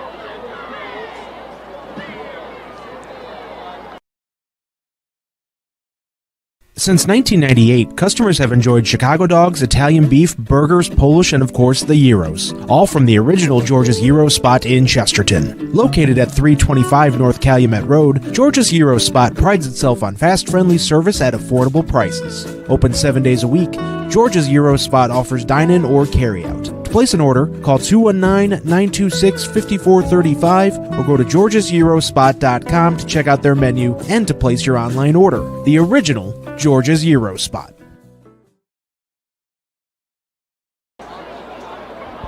Welcome back, 28-7. The lead for the Chesterton Trojans. Merrillville just used their first timeout of the game. Chesterton has all 3 of their timeouts left at their disposal. 3rd and 5 upcoming from the 48. A big drive for Chesterton as they trail by 21. Merrillville showing pressure. They bring 5, straight over the middle. It's caught. First down to Gus Wish on the hitch route. All hitches all the way around. Play to the sticks. Way to catch the ball and get that first down. Clock will stop momentarily to move the chains. And now it's moving. Minute 55 and counting. Ball set at the 44 for first and 10 for Chesterton. 28-7 the lead for Merrillville, but the Trojans do get the ball at half, so it would be big for them to score here. Another run, and it's going nowhere. It was play action. Boyd kept it and had absolutely nowhere to go. Amari Eller comes off the edge for the sack. That's the second time we've called his name for a TFL. That was a great blitz call, understanding that it was trips with the back plus, and usually they'll slide the line towards the trips to help out in pass protection, and those guys didn't get there. Way to send someone off the edge to get to the quarterback. A loss of 6. Chesterton is back to the 50. For 2nd and 16, they need the 34 for a first down. Under 1 minute and counting to go in the first half. Went back to it. Another run. And this time Soften gets a few yards cutting to the left, but nowhere near the first down marker. A gain of 4, and Merrillville will call their second timeout of the half. We'll keep this one here. They're looking to potentially get this ball back, Sam, and maybe make this one a 35-7 halftime lead. I guess it's a race to 42. I don't know. Maybe a race to 42. We'll have to see. 48 seconds. Merrillville has one more timeout in their pocket, so they can stop the clock after this play for Chesterton. It's 3rd and 12 upcoming. And then I think if you're Merrillville, you send everyone after the punter, maybe try to get a block. If you're trying to get the ball back, for sure. And then if not, just surrender the punt deep in your own territory and just see what the offense could do. Yep. Yeah, if I'm Chesterton right here, I'm trying to figure out a play to get us some type of yardage and then try to punt it away and play solid defense to end us out in this half off. Hunter Boyd has had barely any time to throw tonight. He's done a better job in this second quarter of getting the ball out quickly. And he'll need it out pretty quickly, most likely on 3rd and 12. It's either 4 or 5 or 6 they're sending at a time. Merrillville showing another blitz. They have 5 guys on the line. And they bring 4. Straight drop for Boyd, looking. He's under duress, and he just falls down, and it's a sack. Another sack. That's time. It's Damon Jones who came in along with Stanley Freeman. Maybe give both of them a half sack on that one. It looks like Merrillville came with the X stunt with the defensive end and tackles. End goes first. Tackle goes outside. And got some pressure on Hunter Boyd there. Jones, the nose tackle, and then Freeman, the end, coming in from the opposite side. And it's 4th and 19 upcoming, 42 seconds. Chesterton will be punting this one away from their own 47. A lot of teams like to, especially in pass situations, like to do a half line slide. And with Merrillville walking those 5 guys up on the line, they had to switch it to a man-to-man. And when that middle backer dropped off, it messed the whole communication thing up. So kudos to Merrillville's defensive coordinator for addressing that. One team that loves to stunt on their defensive line all the time? Who's that? My Indiana Hoosiers. My 3rd-ranked Indiana Hoosiers. Hey, Signetti is a coach that comes from underneath one of the guys I follow a lot, and Nick Saban. So he's a Saban disciple. He definitely understands what to do on that defensive side of the ball. And I ain't going to call the name of the coverage that they run, but I know it very, very well. All 3 of them, okay? All 3 of them. 4th and 19. Mace Redmond will punt it away. Curtis Walker back to return for Merrillville. High kick, end over end. Fair caught by Walker. Waved for the fair catch signal. This ball is rolling, and it will roll out of bounds at the 25 with 31 seconds to go. That was a great job by Chesterton and their punt team coverage, making sure that they get down there. A great punt to make sure to allow the coverage to actually touch down, and letting the clock run down a little bit, giving Merrillville a little less time to try to score before the half. You got 31 seconds, no timeouts, Sam. They can work the middle of the field as long as they get a first down. I think everything will be quick and towards the sideline. I would doubt that they will go anywhere toward the middle of the field unless it's just purely wide open. 3 receivers lined up to the left side, 1 to the right side. Number 1's coming to hitch. Number 2 and 3 are running post. Hill, straight drop. 3-man rush for Chesterton. Hill has time deep. A bomb over the middle for Smoot, and Hill overthrew him by about 10 yards. I'm sorry. And Sam, tell him what happened. I'm sorry. Exactly what I said was going to happen. The only difference was 1 and 2 ran the post. Number 3 came and sat down toward the sideline. Merrillville loves that double post. Oh, yeah. Yeah, money. Trying to get the safety to pick one and then throw it to the other one. It's a great concept, especially against teams that want to run double high safeties. Everyone bunched near the line for 2nd and 10 for the 25. 24 seconds to go. Hill looking, rolling. He's under pressure, still rolling. Looking to get the edge. Throws at the last second out of bounds near his own sidelines with 17 seconds to go. Chesterton is sticking true with what they do, dropping 8, making sure you do not get behind them. And they're still adding pressure and making sure that they're keeping those edges and spying Mike Hill. And Michael Hill really hasn't gotten anywhere to run today. No, that's just a great job by Chesterton's defense of making sure they're keeping an eye on him. His legs, his arm and his legs will get you. He averages about 9 yards a carry, 400 yards on the year. They hand it off, Jordan on that run, and he cuts it up the middle across the 40s where he's dragged down 10 seconds. The clock will stop momentarily. Merrillville racing up to the line. They're at the 42 for 1st and 10. Spike it. Hill in the gun, 2 running backs with him, and he'll spike it with 8 seconds, 7.8 seconds to go in the half. I ain't even going to lie to you. Love the aggressiveness by Merrillville. It's refreshing to see. Why wouldn't you be with how explosive their offense could be? Well, that lets you know that they have a coach that truly trusts the players and the quarterback and the line to get the job done. And when guys are playing with coaches that believe in them like that, man, you run through a brick wall for them. 3 receivers lined up to the right, 1 lined up to the left. Merrillville from their own 42, 7.8 seconds to go in the half. Hill, straight drop, 3-man rush for Chesterton. Hill bombs him deep down the middle, one-on-one for Smoot, and he just overthrew him. He was running in one-on-one coverage. I'm not going to lie, guys. Can we just be honest? That was a 65-yard throw by Michael Hill right there. Like, he's got an arm on him. Oh, my God. 1.3 seconds. They have time for one more play. That looked like the play from last night. Aaron Rodgers trying to throw it. They're trying to throw the Hail Mary, man. That kid can throw. He's a junior too. He's got one more year. Wow. 1.3 seconds to go in the half. Merrillville at their own 42. They need 58 yards. In one play, Hill bombs one deep down the middle of the field, and it's a little bit overthrown for Smoot. 28-7 the lead for the Pirates. We will be back with halftime coverage next. You've been listening to Game Night on the Region Sports Network, the only game in town. Great stuff, great stuff. If you are injured in a worksite accident or hurt by a defective product, go with the guy that has a proven track record litigating these cases.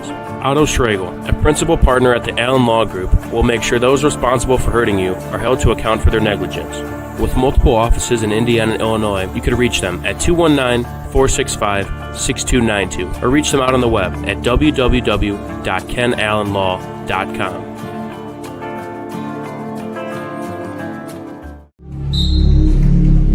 Some see a volleyball match.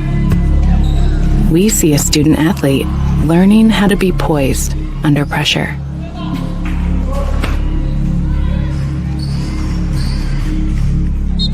Some see a high school football stadium.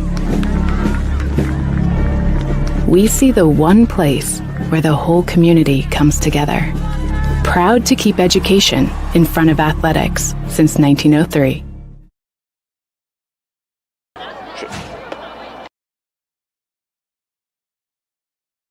Hi, my name is Mark Machnick. I'm the owner of Mark Machnick CPA firm in Highland, Indiana on Kennedy Avenue.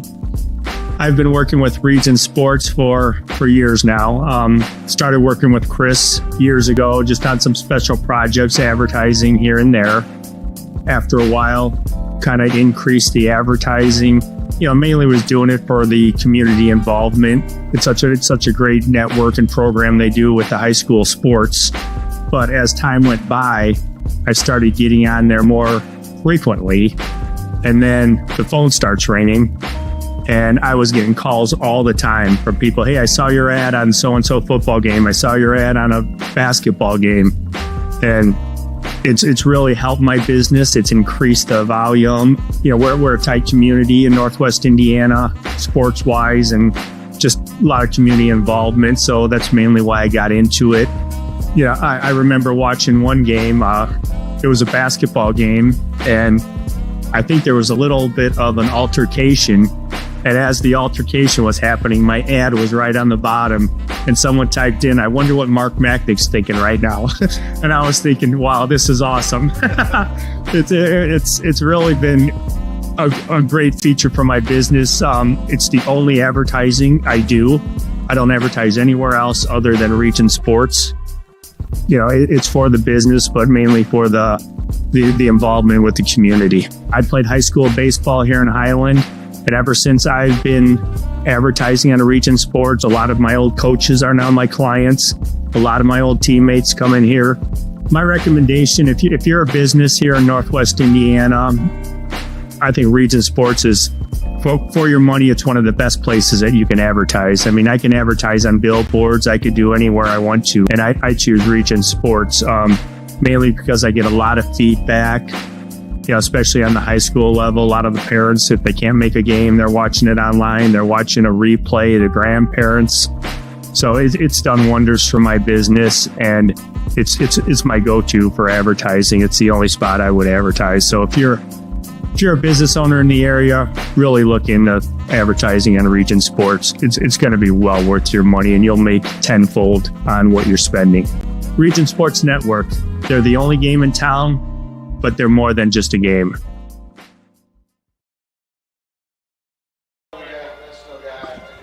Halftime here from Merrillville High School. The hometown Pirates lead this one 28-7 over the Chesterton Trojans, the number 2 ranked team in the region, showing why they have that ranking. Alongside Sam Daniels, my name is Quincy Bell. Sam, we had a fun first half. What did you like out of the Pirates? Explosiveness. Michael Hill is an excellent quarterback with his legs and his arms.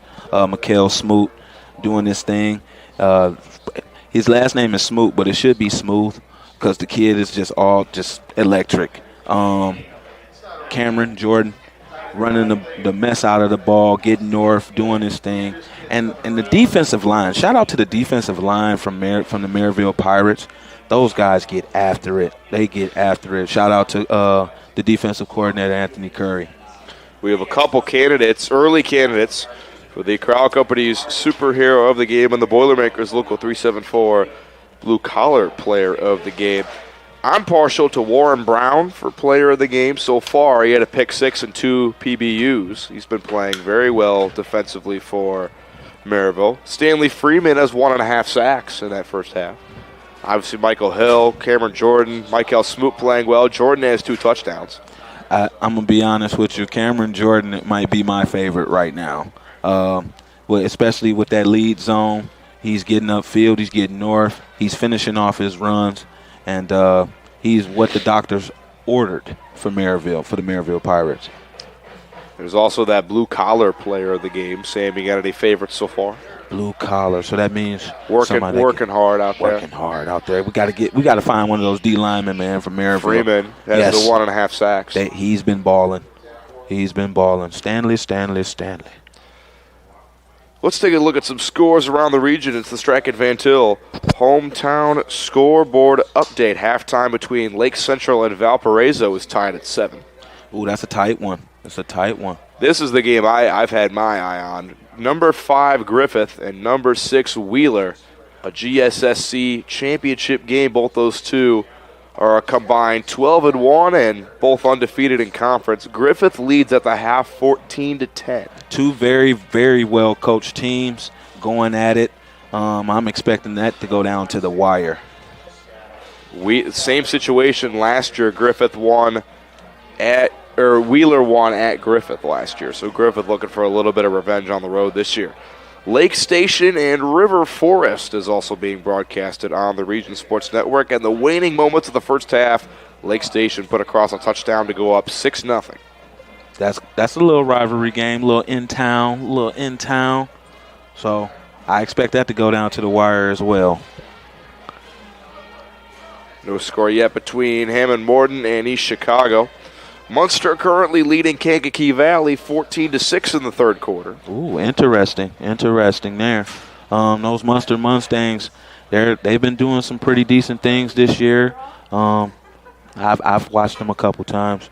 I'm pretty excited for them. A little bit of a South Bend area score for you. The Penn Kingsmen up 24-0 on South Bend St. Joseph. We know what Penn does. Penn is Penn. Well, Penn is most likely going to have a sectional championship matchup with Crown Point. And Penn got embarrassed by Crown Point last year, 35-0, and they probably won't let that happen again. Well, let's hope not. But those Crown Point Bulldogs, they're rolling. You remember that song, Rolling, Rolling, Roll? They're rolling, all right? 3 years in a row rolling. You hear me? Yeah. LaPorte up 18-14 on Portage at the half. Ooh. All right, that's interesting. Those Slicers are trying to get one before the season ends, trying to get something going before the playoffs. New Prairie currently leading South Bend, Washington 21-7 at the half. New Prairie, normally a team that's very good out of LaPorte County, but they're having a bit of a down year this year. LaVille is up 55-0 on Whiting in the second quarter. LaVille looks like they might be trying to make another move downstate. LaVille, very, very solid 1A school. Bishop Knoll up 14-13 on at the half against Boone Grove. Hey, how about those Bishop Knoll Warriors? That's going to be a tight one. No score yet between Calumet and Gary Westside. That's going to be an interesting game as well. Westside's homecoming. Shout out to Coach Hank Kylander. That's my boy. That's my guy. Love him. The Frontier Falcons up 42-0 against South Newton in the third quarter. Hanover Central up 21-0 at the half against Hammond Central. Hanover Central is Hanover Central. This game went final on Thursday. The Knox Redskins beat Bowman Academy 64-0. I think it's totally unfortunate that we have these referee shortages that forces teams to either play on Saturdays or Thursdays, but it is what it is. So Knox is most likely going to have to play Griffith in the second round of that 3A sectional. Now, wouldn't that be crazy? That would be a very, very fun game. Knox, with that win, they just went undefeated in their regular season, 9-0. Wow. And Russ Rackey coming back to the Boneyard. I'm pretty sure that would be a headline for us to pay attention to coming up. A Griffith win today would make them undefeated 8-1. They lost to Lowell. Okay.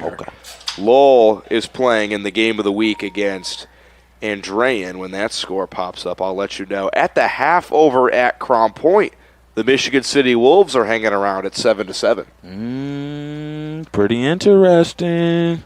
Let's see if Crown Point can open it up in the second half. So, interestingly enough, if Crown Point were to lose that game, Merrillville will get a share of the conference title. They will. They will both share.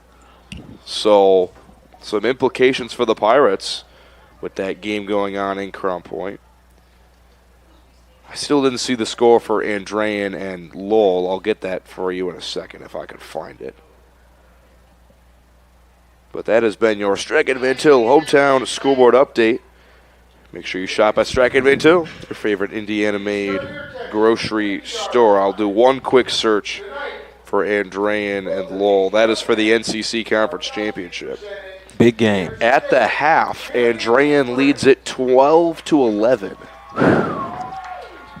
Now that's an interesting score. I bet we had a safety. Yeah, it had to be a safety and 3 field goals. And it might have been 2 touchdowns. Or a touchdown, 2-point conversion, there you go. Field goal. Yep. Any way you slice it, it's tight coming down to the wire for that NCC Conference Championship. We'll be back with more halftime coverage next. You've been listening to Game Night on the Region Sports Network, the only game in town. Since 1998, customers have enjoyed Chicago dogs, Italian beef, burgers, Polish, and of course the gyros. All from the original George's Gyro spot in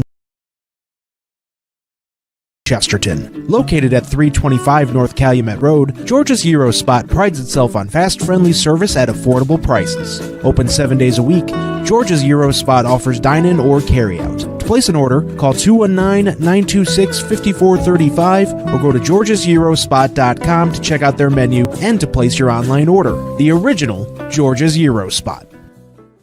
At Strachan Van Til, we believe grocery shopping should be simple. Now, shopping is easier than ever with our new and improved website. Find what you need fast. Browse your favorite products, add them to your cart, and check out in just a few quick steps. Choose between convenient in-store pickup or let us handle the heavy lifting. From our shelves to your doorstep, skip the lines, shop your way, and spend more time on what matters most. With our rewards program, enjoy incredible savings and personalized offers every time you shop. Shop online now at strachanvantail.com or download our app today. Hi, I'm Crowd Company's Lantern Man. If you're a contractor, it's my job to make your insurance coverage simple and affordable. Because I know time is money, I'll come to your business. Certificates and bonds are a snap. Wherever you are, whatever business you're in, we've got you covered. As Crowd Company's Lantern Man, I'm your insurance superhero. Crowd Company's insurance professionals. Highland, Merrillville, and Michigan City. Thinking about what to do after high school? Consider a career with Boilermakers Local 374. As a Boilermaker apprentice, you'll earn while you learn. We offer excellent wages and benefits, and as part of our no-cost hands-on apprenticeship program, you'll learn from the best in state-of-the-art training centers and on the job. Become a union Boilermaker and get on your way to a great career. Find out more, visit www.local374.org or call 219-845-1000. From lighting up Friday night football to powering the classrooms that shape the students of Lake County, IBEW Local 697 is proud to support our region's schools and the communities we call home. A career as a union electrician could be your next great move. Your next cap might be a hard hat. IBEW Local 697, powering futures, powering the region.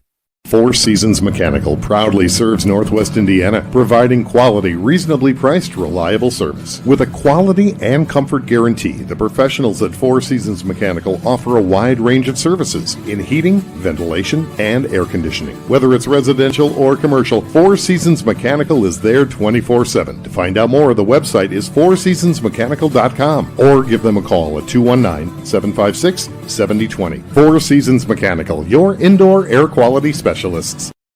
Can't wait for summer, but dreading the heat because your old AC let you down? Don't sweat it out this summer. Call Economy Electric Heating and Cooling. The professionals there can fix you up. Install a central air unit that'll last for years. Your family deserves to stay comfortable. And with a 24/7 emergency service, comfort is just a phone call away. Give them a call at 219-923-4441 or check them out on the web at 4ajobdoneright.com.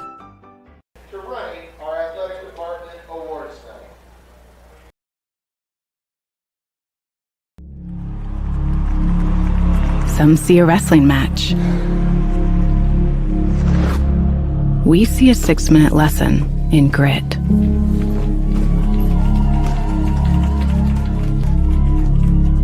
Some see a coach sending a runner home. We see a mentor guiding a student athlete into the future. Proud to keep education in front of athletics since 1903. Earn while you learn from the best hands in the business. The Bricklayers Allied Craftworkers for Indiana Kentucky Apprenticeship. That's right, this is a paid apprenticeship.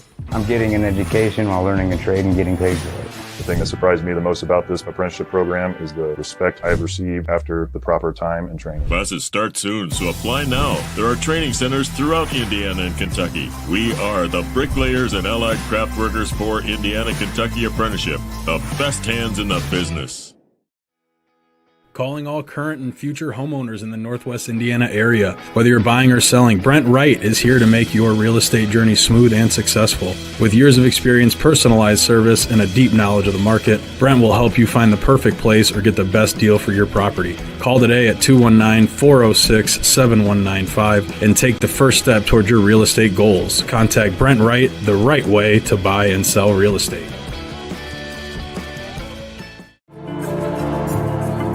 If you are injured in a worksite accident or hurt by a defective product, go with the guy that has a proven track record litigating these cases. Otto Schragle, a principal partner at the Allen Law Group, will make sure those responsible for hurting you are held to account for their negligence.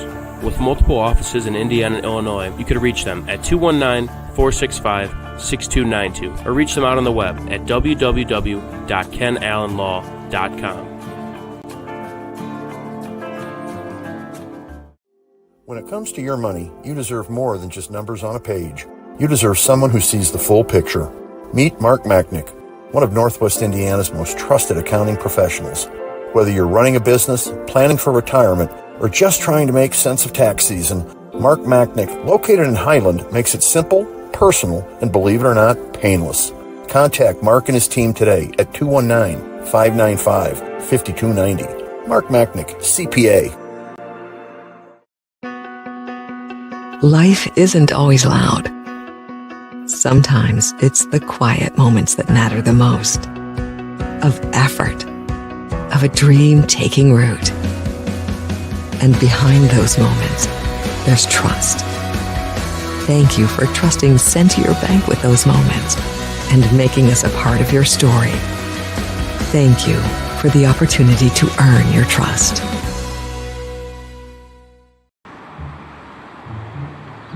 At Blyce, we're used to having the athlete shop at our store. Down, sit, put.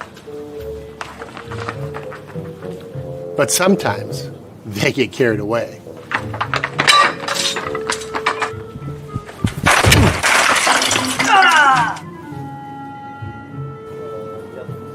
Blyce, this is where the athlete shops.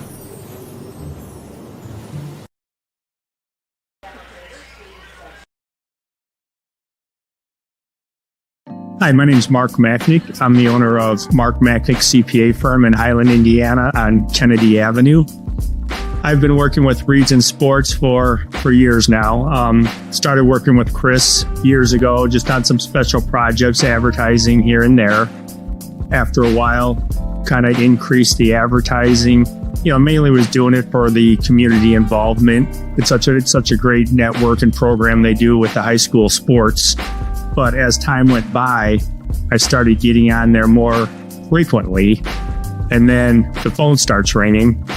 And I was getting calls all the time from people. Hey, I saw your ad on so-and-so football game. I saw your ad on a basketball game.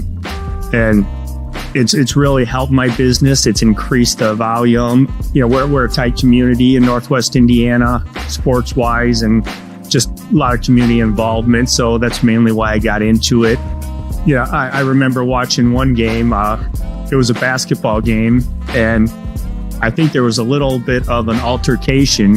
And as the altercation was happening, my ad was right on the bottom, and someone typed in, "I wonder what Mark Machnick's thinking right now." And I was thinking, wow, this is awesome.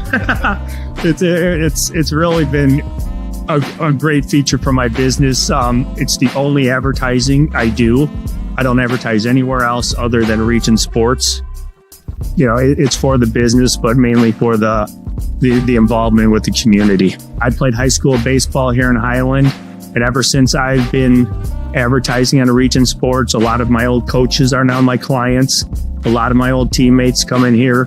My recommendation, if you're a business here in Northwest Indiana, I think Region Sports is, for your money, it's one of the best places that you can advertise. I mean, I can advertise on billboards. I could do anywhere I want to. And I choose Region Sports, mainly because I get a lot of feedback, especially on the high school level. A lot of the parents, if they can't make a game, they're watching it online. They're watching a replay, the grandparents.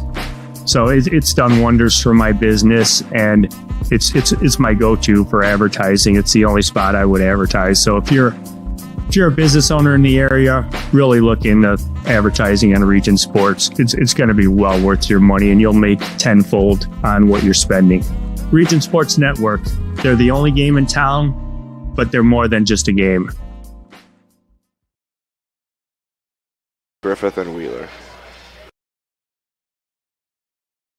Since 1998, customers have enjoyed Chicago dogs, Italian beef, burgers, Polish, and of course the gyros, all from the original George's Gyro Spot in Chesterton. Located at 325 North Calumet Road, George's Gyro Spot prides itself on fast, friendly service at affordable prices. Open 7 days a week, George's Gyro Spot offers dine-in or carry-out. To place an order, call 219-926-5435 or go to georgesgyrospot.com to check out their menu and to place your online order. The original George's Gyro Spot.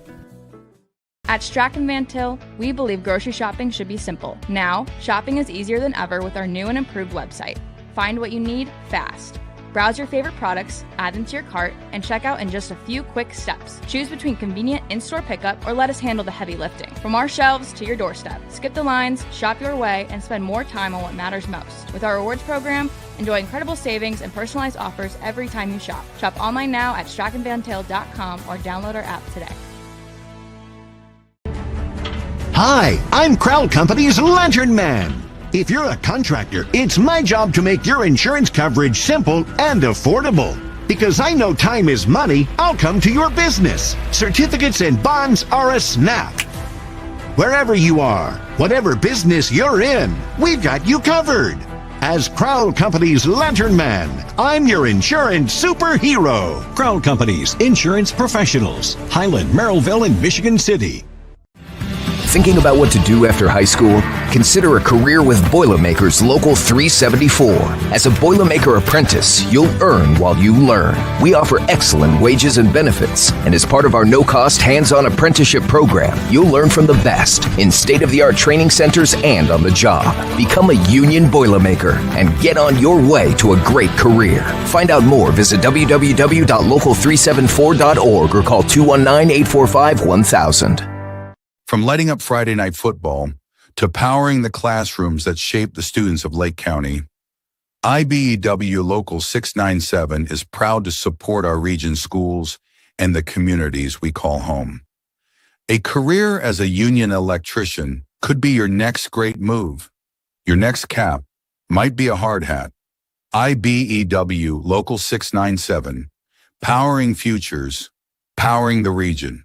Four Seasons Mechanical proudly serves Northwest Indiana, providing quality, reasonably priced, reliable service. With a quality and comfort guarantee, the professionals at Four Seasons Mechanical offer a wide range of services in heating, ventilation, and air conditioning. Whether it's residential or commercial, Four Seasons Mechanical is there 24/7. To find out more, the website is fourseasonsmechanical.com or give them a call at 219-756-7020. Four Seasons Mechanical, your indoor air quality specialist. Can't wait for summer, but dreading the heat because your old AC let you down? Don't sweat it out this summer. Call Economy Electric Heating and Cooling. The professionals there can fix you up. Install a central air unit that'll last for years. Your family deserves to stay comfortable. And with a 24/7 emergency service, comfort is just a phone call away. Give them a call at 219-923-4441 or check them out on the web at 4ajobdoneright.com. Welcome back. Second half set to start between Merrillville and Chesterton. The Pirates lead this one 28-7. Sam Chesterton needs a score coming. They do get the ball coming out of half. So this first drive, if they can score, make this one 28-7, they could get back in this one. But if Merrillville maybe gets a 3-and-out, scores, could be all she wrote. Pretty much. I'm expecting Chesterton to come out here with a game plan of trying to put some points on the board. Try to get Lou Raffin involved. He's the lone person to score for them tonight.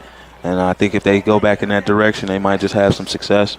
Tonight's game has been brought to you by George's Euro Spot in Chesterton. For dine-in, pickup, or drive-through, call 219-926-5435. The original George's Euro Spot. I just typed that in my phone. I'm checking them out. I just keep hearing it. If you don't know what a Euro is, it's kind of just the Greek version of a taco, if I had to say. Pita bread. On that pita, of course. You know, that lamb. Is it lamb? Is that the meat? I believe so. It's meat, and then we got the cucumber sauce. If I'm not mistaken, that's what the sauce is that goes on the cucumber sauce. A little bit of onions. Yeah. I'm all for it. Hey, me too. Next time, if I ever do a game at Chesterton, I'm going to have to check them out. I wonder if they put cheese on it, if I asked to put cheese on it. I don't know. You've never had... I'm not sure. You've never had a gyro with cheese? I'm not sure if a Euro is supposed to have cheese or not. You know, a tamale's not supposed to have cheese on it, but hey, I've tried it. It's amazing. I'm just going to put that So a quick Google search says that some Euros include cheese. There you go. So it looks like feta is the preferred cheese. Yes. So tomatoes, some lettuce, some lamb. There you go. They'll do you right at George's Euro Spot, so I've heard. There's a very big Greek population in Northwest Indiana. That it is. Shout out to Jedi's. Shout out to Petros. A large population also from countries that used to be in Yugoslavia. You got a lot of Croatia, Serbia, Macedonia. Yes. A lot of people that I went to Lake Central, and I knew a lot of people from those Balkan countries. Yes, sir. Second half set to start. Merrillville will kick this one away. Chesterton back deep to return, and they need a drive coming out in half number 2. Let's see if they get a good return coming out. Potentially, Bradley Robinson back deep to return along with Gus Wish. From the 40, kick is away. End over end kick is fielded by Robinson in the end zone for a touchback. So Chesterton will set up shop at the 25. The kickoff man for Merrillville, Benito Gonzalez. That guy has just an absolute boot on him. He was hitting from 55 during halftime. And still had room. I mean, it was still hitting the yard in the back of the uprights. So possibly a 60. He could probably get 60. First and 10 for Chesterton from their own 20. Come out in 3. 3 receivers lined up to the left side. 28-7, they trail it for their first drive of the half. Boyd rolling out, throwing middle, caught, and then a huge hit over the middle by Keith Edwards. The outside linebacker laid a crushing blow on the receiver, Gus Wish. Man, Sam, that is a vicious hit right there. We saw a vertical route from number 1, 10-yard in route from number 2, and a flat route from number 3. And that in route from number 2. Wow. That was a great hit. Way to get the ball on the ground on the Merrillville defense. Edwards has 3 interceptions and 5 sacks on the year. The outside linebacker has been quiet today, but he just laid a crushing hit right there. Second and 10, Chesterton from the 20. 3 receivers, 2 to the left, 1 to the right.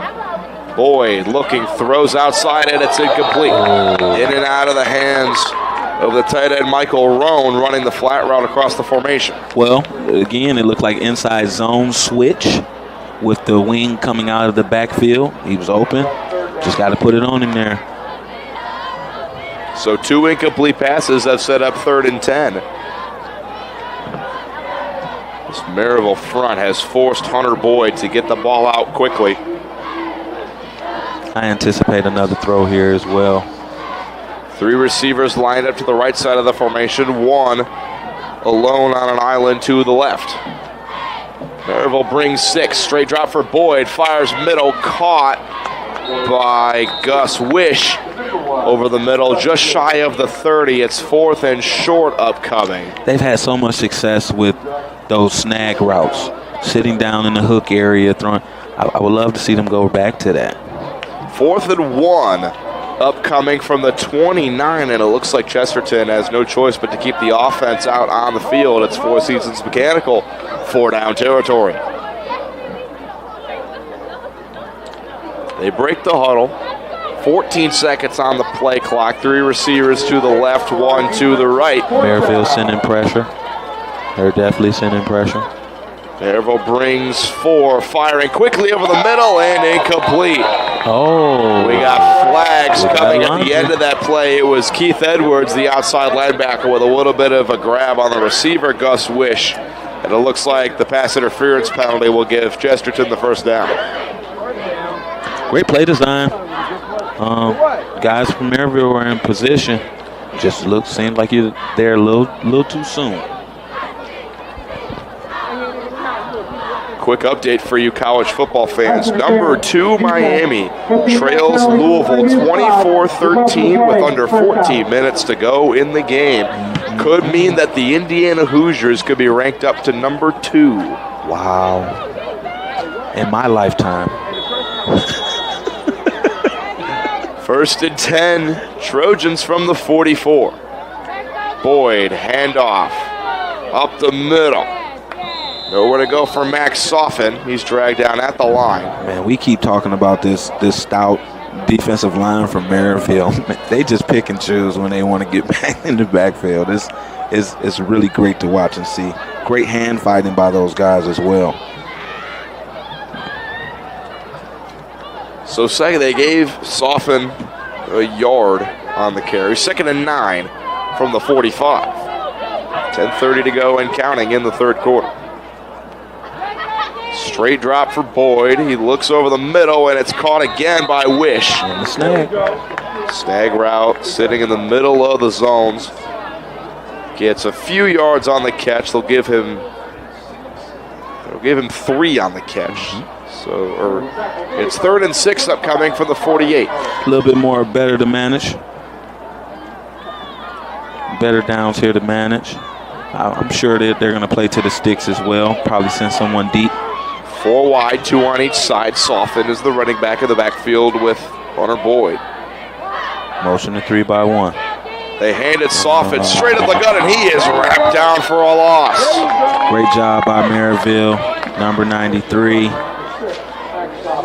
That would be Nutwan Gillis. The tackle for loss. First time we've called his name today. Hey, he noticed that guy blocked down. He wasn't getting blocked. I'm going to go make a play. Great job by him. So it's 4th and 8. And it looks like Chesterton is inclined to keep the offense on the field for 4th down again. It's Four Seasons Mechanical, 4-down territory. 3 receivers lined up to the left, 1 lined up to the right. Colin McCoy on an island. Straight drop for Boyd, firing deep to the sidelines for Wish, and he is intercepted by Keith Edwards.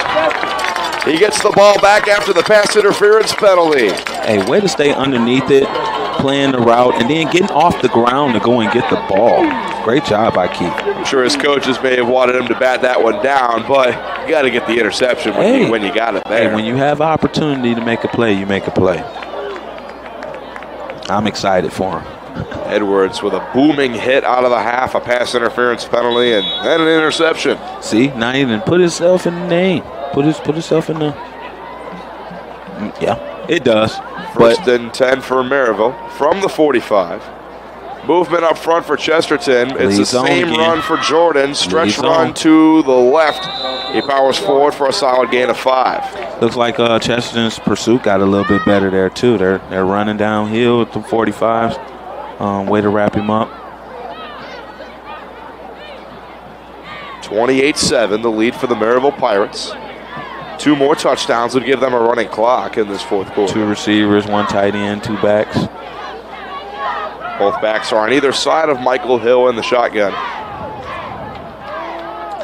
They send Smoot in motion across the formation to the left side. Even it out. And there's Jordan running to the left. Breaks the tackle, leads to the outside. Along the edge.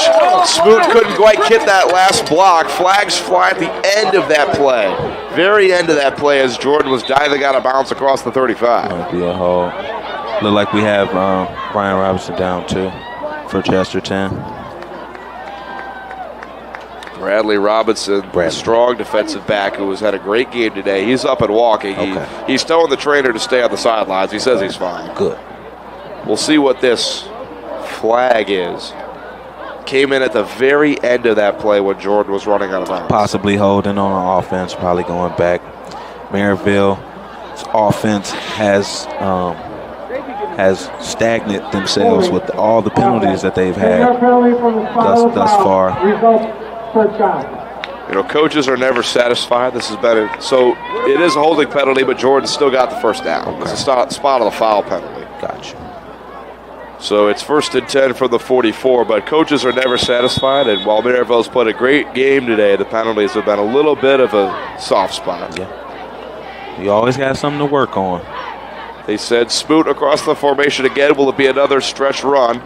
It will not. It's play action for Hill, who fires one deep for Rydell Lewis behind the defense. He makes the catch at the 5. The big 6'5" tight end. They just lost the defender. It's been that concept all game. Post route from number 2, where he was lined up at the tight end position, and Smoot running that curl toward the sideline, and he just got behind the safety and made a play. Great job. 40 yards to the tight end, and Merrillville is set up 1st and goal from the 5 with a full house in the backfield. They hand it off. J.Q. Johnson is hit in the backfield and dragged down. Zane Westerland for Chesterton, working hard up front, came in untouched. Talk about shooting the gap and getting there. Came out of there like a wrecking ball, man. Way to wrap up and get him down. Johnson motions into the backfield with Michael Hill. 3 receivers to the left, 1 to the right of the formation. We got zone going right. Hill straight drop, looking. He has time. He rolls to his left, directing traffic. Now comes back to his right. Evades a sack. He's going to the right side of the field. Throws at the last second and it's caught in the back by Spoot, but we have flags. But it's a flag on the play. Can't come back and hit someone. And one of the offensive linemen came back and hit one of the Chesterton defenders. Yeah. Smoot had his second touchdown of the game, but this one looks like it will be coming back. Oh, I watched him too. He came all the way across the field and noticed Michael running, and he stopped in the hole. And Michael put it on him, and he caught it. Unfortunately, there's a penalty on the play. Illegal blindside offense. That's the second illegal blindside block penalty for Merrillville in this game. First one was on the running back, J.Q. Johnson. That one goes against, I believe it was the right tackle, Josh Coulter. Yes. Big number 66, stands at 6'4", 250. Man, everybody we named tonight. Little guy. Yeah. Little 6-something, 2-something. The big people up there. Second and goal from the 22. They motion Johnson out wide, and we have more flags, and I believe a false start for Merrillville. Offense. 5-yard penalty. Remains second down. If we're counting, where are we up to? About 10, 11 penalties now on offense? A pretty large amount. For those keeping tabs, Louisville takes over with an interception against Miami. They have the ball with 7:50 to go, up 11 in the fourth quarter. Ooh-wee. After tomorrow, there's going to be a real party in Bloomington.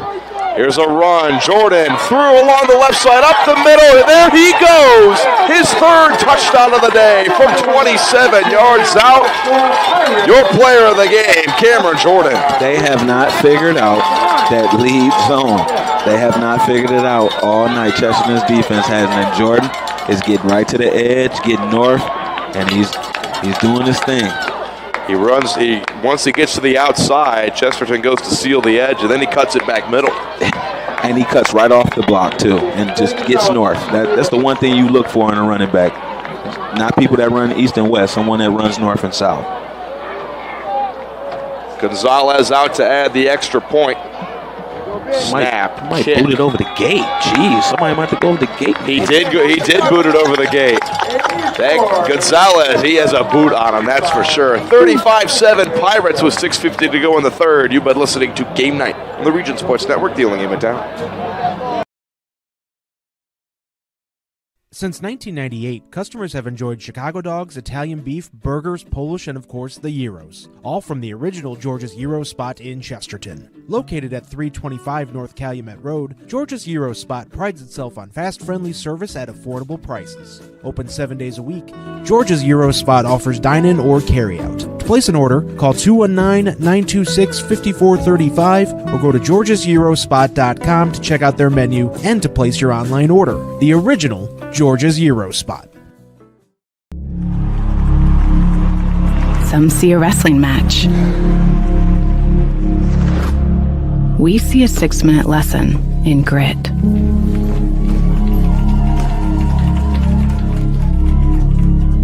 Some see a coach sending a runner home. We see a mentor guiding a student athlete into the future. Proud to keep education in front of athletics since 1903. Welcome back to Game Night on the Region Sports Network. 6:50 to go in the third quarter. 35-7 the lead for the Merrillville Pirates. And Sam, they look to be playing some of their best football right before sectionals come up. They're putting a beating on the number 9 team in the region. And it's just a little tune-up right before the real test next week. Chesterton is doing the best that they can, man, but Merrillville, regardless of what they're doing on offense, they're still running on all cylinders and making sure they put points on the board. One more touchdown would give them a running clock. Chesterton has had no answers on offense. They have one long touchdown to Lewis Raffin, a catch and run of 63 yards. But that's all they've been getting to go on offense. I think that might be the only time they've crossed midfield. Yes. One of the only times. That means that it's the only time they've gotten into the red zone. Yeah, but that means that this Merrillville defense has only let them get past the 50-yard line one time tonight. Pretty impressive stuff, if I do say so myself, Sam.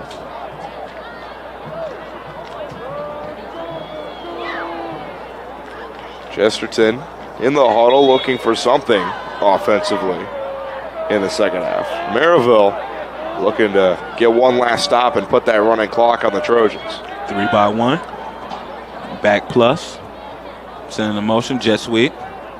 They give it on the sweep to Raffin, looking to get to the outside. He follows his blocks up near the 25. Solid gain of 3 or 4.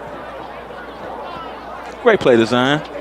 Put those 3 guys over there, add a lead blocker, and send somebody else over there. Got some guys in front of you there.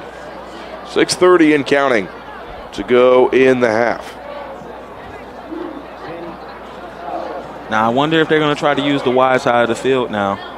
You know, that play was something to set up what's going on right here. They gave him 4 on the carry. Now we got 3 guys bunched up to the left side of the line. One receiver alone to the right. Toss. It's a toss. Soften gets the edge, but he's quickly wrapped up a few yards beyond the line of scrimmage. They'll give him 2 on the carry. Playing that little edge game in the boundary, and that's 2 plays now with them running plays in the boundary, trips in the boundary. I want to see what Merrillville's adjustment will be on defense to that move. What would you do, Mr. DC? I would adjust that and make sure I have a force player away from it. That way we fill all the C and D gaps. Misdirection. Yeah. They hand it to Wish. They fake the pitch to the running back, but pitched it to the receiver coming across the formation.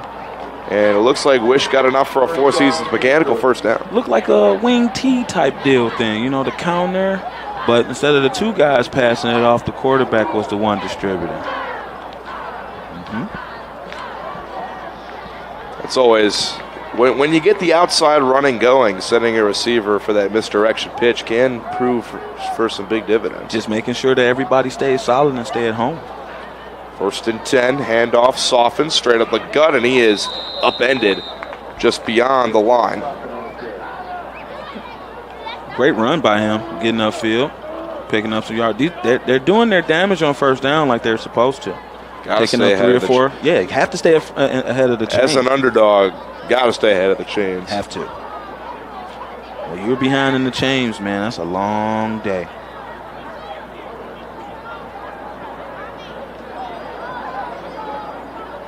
Second and 7 from the 33 upcoming. 3 receivers to the right. 1 tight end on the left side of the line. Boyd to throw outside, up in the air, batted and incomplete. I think we had a vertical and two slants from 1 and 2. Vertical from number 3 just came out of his hands. That ball was perilously just floating in the air after it was just out of the reach of Raffin, and he tipped it up. Great job by the Merrillville defense to knock it down. They easily could have intercepted that as well. 3rd and 7. And you got to be dangerous. You got to be careful. Those tip plays can be dangerous. Yes. 10 on the play clock for Chesterton. 3rd and 7. 2-by-2. Low snap. Boyd throws outside. Incomplete. 3rd and out. By 1 and 2 on both sides. Just out of the reach of McCoy, and the punting unit is back on where Merrillville will take over. 4:13 to go. We already know that Cameron Jordan has wrapped up that Player of the Game award. Yeah, I'll sew that one up now. He's got that. Play of the game could be that Warren Brown pick 6. Could be. Blue collar is still to be decided as well. Low snap. High kick is away. Walker back deep to return. Muffed it. He touched it. So Walker called for a fair catch, picked it up off the bounce, and then he got touched by a Chesterton defender. So we'll see if what this is. Walker called for a fair catch. Walker called for a fair catch. And then the ball bounced, it hit him in the hands, but it popped up for a little bit. Looked to be in his control, but then a Chesterton player touched him. Yeah, he didn't possess it. So I think it's Chesterton's ball right there. Yeah, because if he calls a fair catch, even though he doesn't catch it he doesn't catch it initially. If he catches it afterwards and he stops, he's good. But since the ball touched him and he dropped it, and Chesterton recovered, it's Chesterton ball. We'll see what our The Merrillville returners signal for a fair catch to possess the ball. Once the ball is possessed, the play is over. Merrillville ball first. The refs disagree with you, Sam. They say Merrillville ball. You learn something new every day, I guess. I don't know. I just think it's weird that you I tend to agree with you on that one. Yeah, he was bobbling it. Yeah, because I'm under the understanding that if you call for a fair catch, if it's off the bounce, did you really catch the ball? Like if the ball hit him in the helmet and then bounced 10 yards in the air, is that any different than him? I'm not so sure. That's why I'm saying might have to call somebody on that one. Runs straight up the middle. J.Q. Johnson bouncing it to the left, breaks off a tackle, breaks off another one, running laterally. A gain of 3. These Merrillville running backs run hard, man. It doesn't matter how many people are coming at them, what's going on happening. They keep those legs churning, keep those arms pumping, and they're trying to get north. 3:40 to go in the third. 2 running backs, one on either side of Michael Hill. 2 receivers to the right. They might have that lead zone again. They send Jordan in motion. They give it to him. This time straight up the gut, bouncing it to the outside, and he's dragged down for a loss. It's ISO. Different form of ISO. Way to rally there by Chesterton's defense, number 8. That'd be Lucas Anderson. Yeah, Lucas Anderson. Great job. The senior linebacker. He's got 3 defensive touchdowns this year. That's something. He had a pick 6 against LaPorte. Another 3-by-1 to the right side for back plus. Who's run coming back? Oh, they switched it up. Hill straight drop, 3-man rush for Chesterton. All day in the world for Hill. He's looking to take off. He's rolling. Flags are down. He's rolling. He looks to the sidelines. He runs out of bounds, short of the first. And it looks like most likely a holding penalty coming up. Big time. And there it is, holding on the Merrillville offensive line. Yeah, at some point, Michael Hill has to just stop, just let the ball go. The extra extensions is going to allow his offensive line to pick up those penalties. Or if he just lets his guys know, hey, I'm taking off, man. Don't try to hold anybody. Just let him go. I'm going to let it go. Well, offensive linemen normally like to know where their quarterback's going to be. Yeah, and it's, you always hear the stories about the offensive linemen having difficulty learning that with those quarterbacks that are mobile. So, it's just probably one of those things that you just got to grow with. It looks like Chesterton declined the penalty, and we have 4th and 8 upcoming. Or 4th and 6 upcoming. Lead zone. Merrillville's going to go for this one from their own 46. That they are. 4 Seasons Mechanical, 4-down territory, 4th and 6. They need the 48. Money. Hill, straight drop looking. Firing deep. He has a man behind the defense, and a leaping attempt by DeMont Bogard is incomplete. They switched the concept on us. Instead of post and a hit, sit down on the sideline, they went out with the corner route. Great play design. He was open. Just got to make the connection. So Chesterton will take over from the 46. the second time they've been on the other side of the 50 today. They've made it near midfield. It's just they haven't made it deep into territory. Exactly. 3-by-1 to the right side. Boyd, straight drop, has time. Running around. Now he's running out of time and he's taken down for a sack. Damon Jones with he had a half sack earlier. This time he has a full sack. Way to get after it, Dame. Way to get after it. I'll say him and Stanley Freeman they've both combined for 3 sacks. They both have half a sack and a solo one. So those two might be the leaders for the blue-collar player of the game. Yes.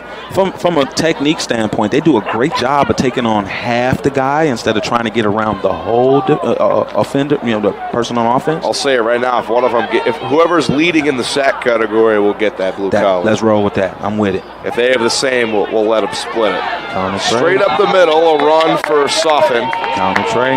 Nowhere to go. He's dragged down at the line. 3rd and 13 upcoming. It just seems that when they pull that backside guard and tackle, those guys follow, and they're just right behind the plate. Like they're squeezing it on that end, and on the force players on the opposite side are staying stout, and they're filling those gaps. Great job by the Merrillville defense.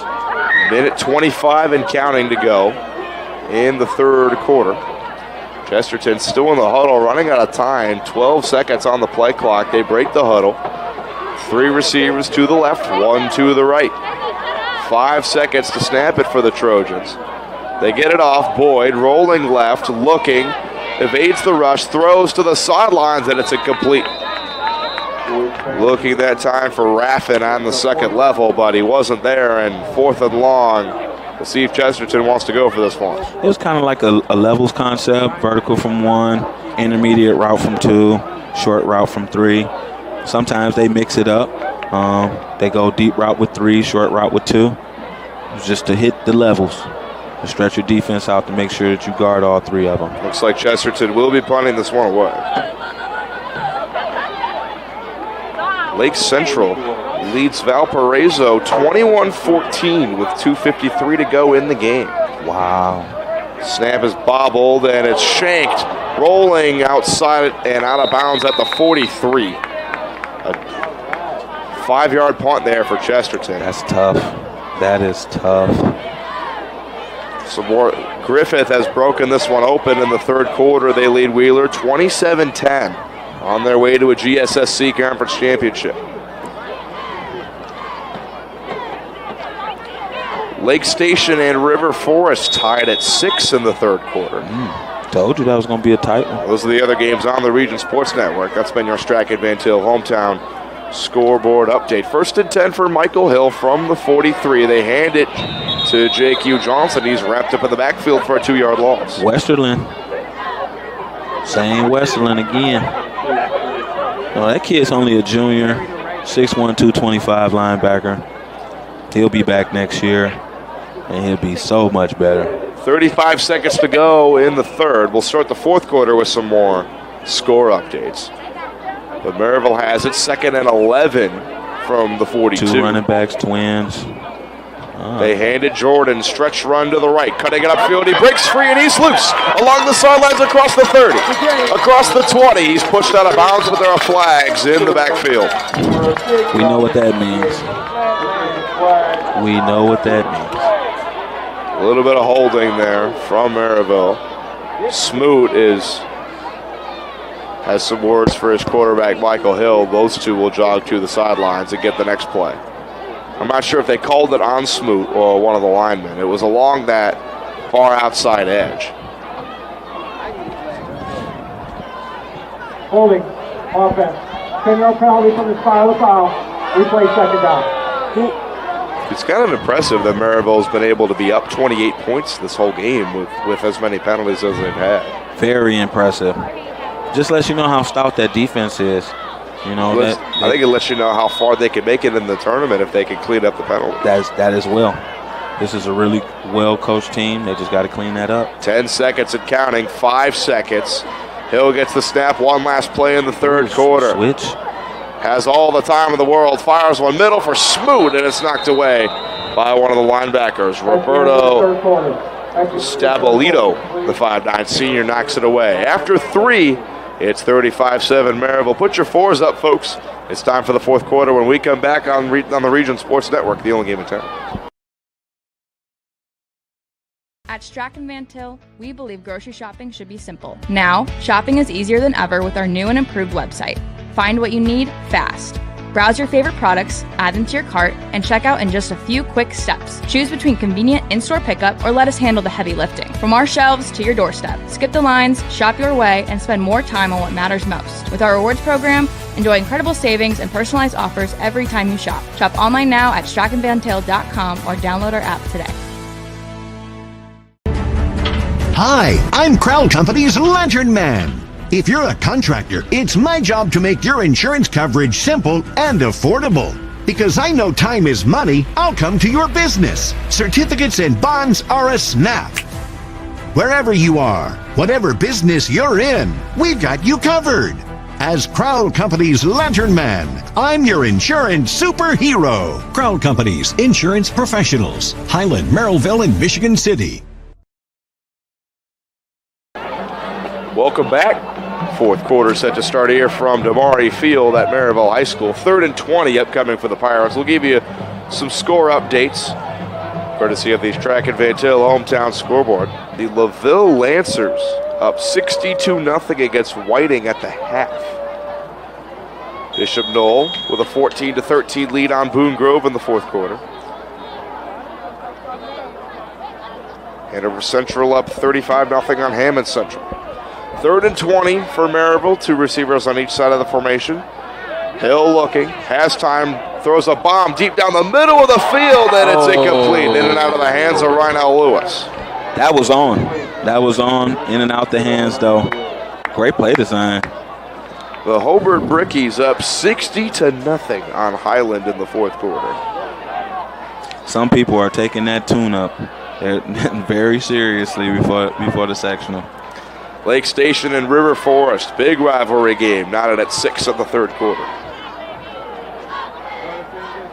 Crown Point has opened it up a little bit on Michigan City. They lead 28-14 in the third. Munster with a road win over Kankakee Valley. 17-14. Punt is away. Robinson lets it bounce and roll all the way down to the 31 is where it will be down for Merrillville.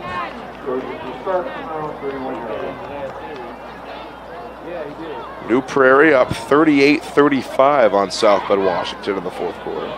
It looks like that's it in terms of new scores. So that's been your Strachan Van Til hometown scoreboard update.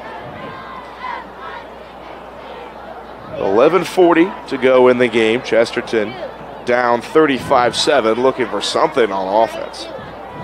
3-by-1. Back plus.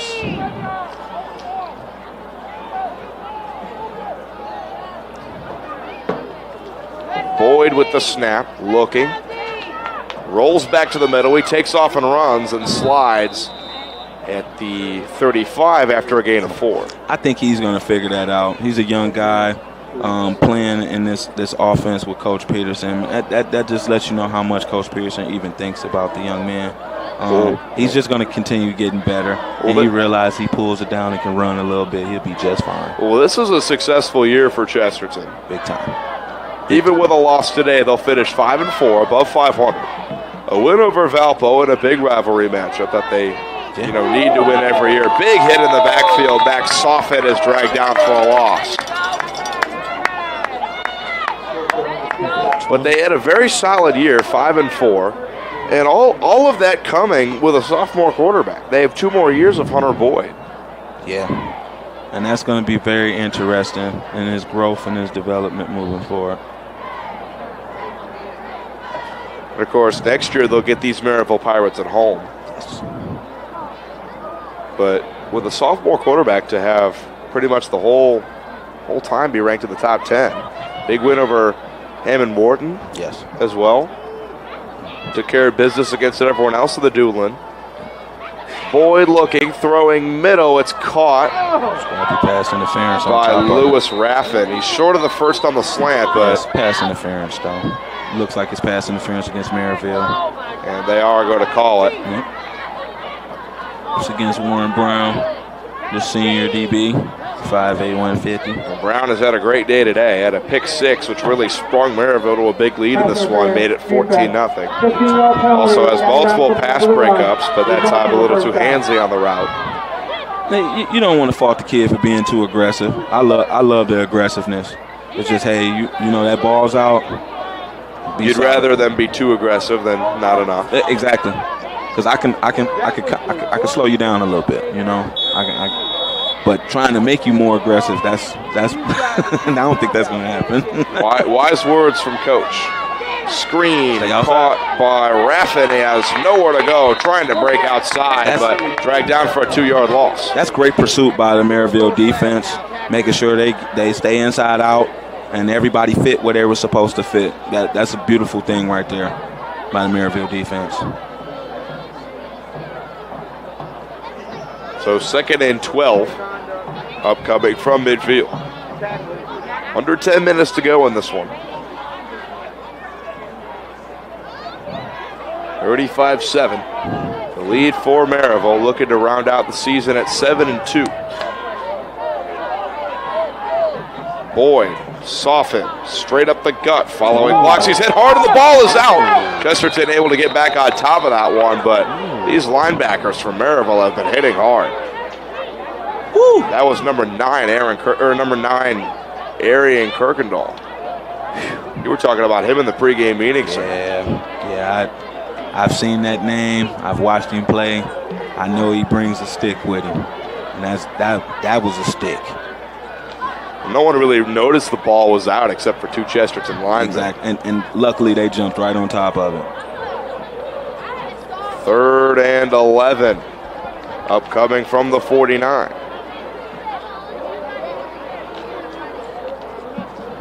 Chesterton breaks the huddle.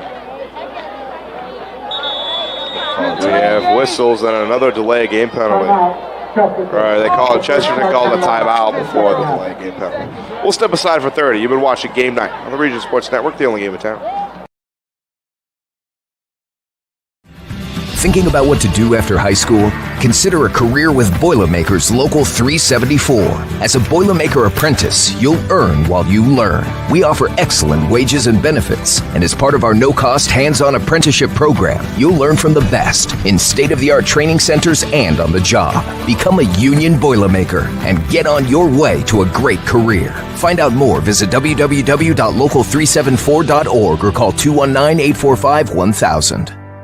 From lighting up Friday night football to powering the classrooms that shape the students of Lake County, IBEW Local 697 is proud to support our region's schools and the communities we call home. A career as a union electrician could be your next great move. Your next cap might be a hard hat. IBEW Local 697, powering futures, powering the region. Welcome back to Game Night on the Region Sports Network. 3rd and 11 for Chesterton. Boyd quickly throws outside, and it's in and out of the hands of Michael Roan, incomplete. One of my favorite parts of doing games at Merrillville is when the third quarter is starting to wind down, the PA announcer says, make sure you call your ride if you need one, so they're here when the game ends. Because you ain't got to go home, but you got to get up out of here. That's for sure. The song closing time does say you don't have to go home, but you can't stay here. Can't stay here at all. I actually wrote an essay about the music video for that song. You know, I wish I'd have had some cool professors that would allow me to do that at the time. Shit. Punt is away. Booming kick, drops at the 20 and rolls all the way inside the 5. Chesterton will down this one at the 2. So after Mace Redmond shanks a punt for 5 yards, he booms that one 50 yards downfield and puts it inside the 5. We have a running clock already. The clock is moving with 8 minutes to go. I believe our referees are whistling that the clock should not be moving. Okay. Yeah. It was 8:21. Please reset the game clock to 8 minutes, 10 seconds. 8:10. 8:10 is what they want on the clock. Okay. So I think Merrillville's going to come out in what you would call 12 personnel. They're marking it at the 1. No, they went 2 by 1. 2 backs with Michael Hill. No tight end. Crossbuck. They hand it to Jordan. He has nowhere to go, wrapped up at the line of scrimmage. Crossbuck or switch. You can run switch zone out of that as well. With one of the backs going toward the edge to pick up the end that the offensive tackle doesn't pick up, moving down to the next defensive lineman. They give him a yard on the carry. 2nd and 9 from the 3. Both running backs again in the backfield with Michael Hill in the shotgun. They hand it. Jordan plunges forward to the 5, gets a couple yards of breathing room for his quarterback. We'll see if Merrillville throws on 3rd down. Looked like Westerland was in there again on the tackle. He's been working hard up front for Chesterton. That he has. 3rd and 7 from the 5 upcoming. Merrillville bunching everyone up near the line. I think we're going to get crossers here. Always some play action as well. Hill straight drop, no play action. From his own end zone, whips it, it's caught by Smoot. Breaks the tackle, cutting to the outside. It's taken a village to drag him down. He's all the way up to the 31. A catch and run of 24 yards to Michael Smoot. Mr. Everything, always available, and making it look easy. Zaire McKinney of Michigan City, the only man with more receiving yards this season than Michael Smoot.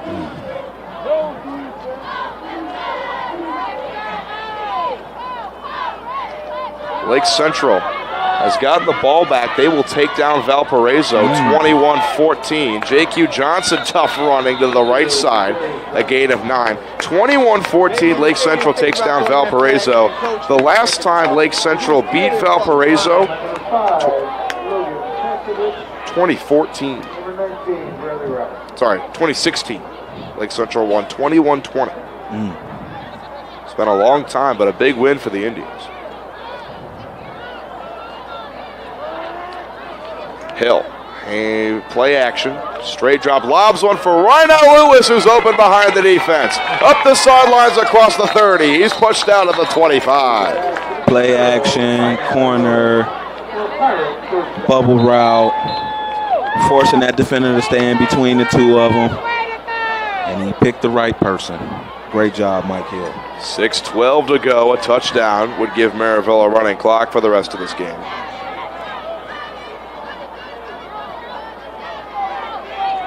Three receivers to the right side, 2 running backs in the backfield with Michael Hill.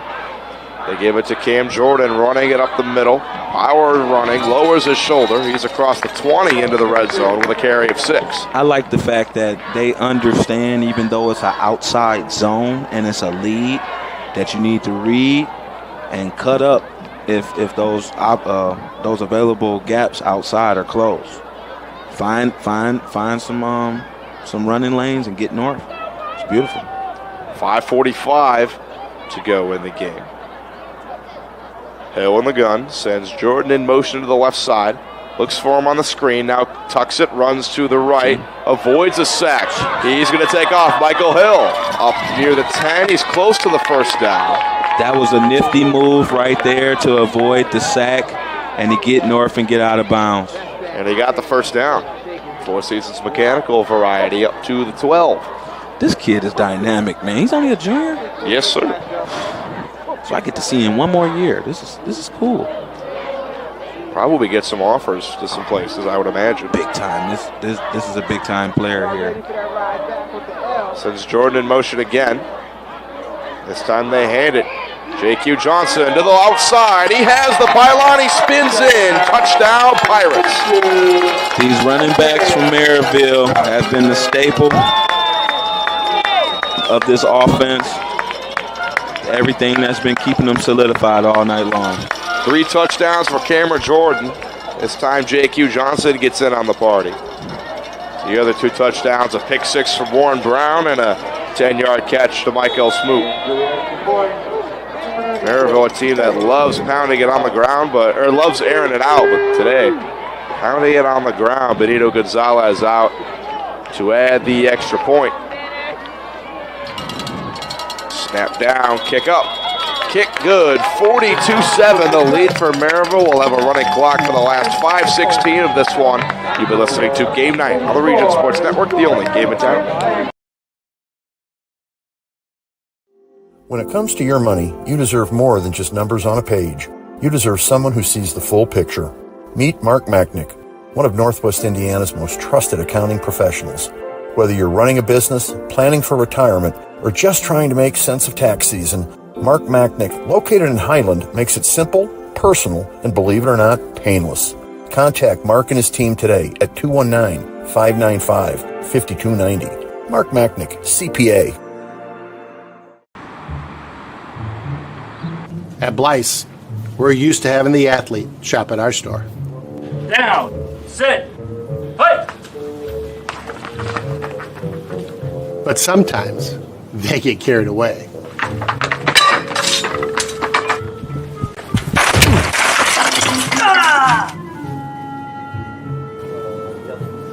Blyce, this is where the athlete shops.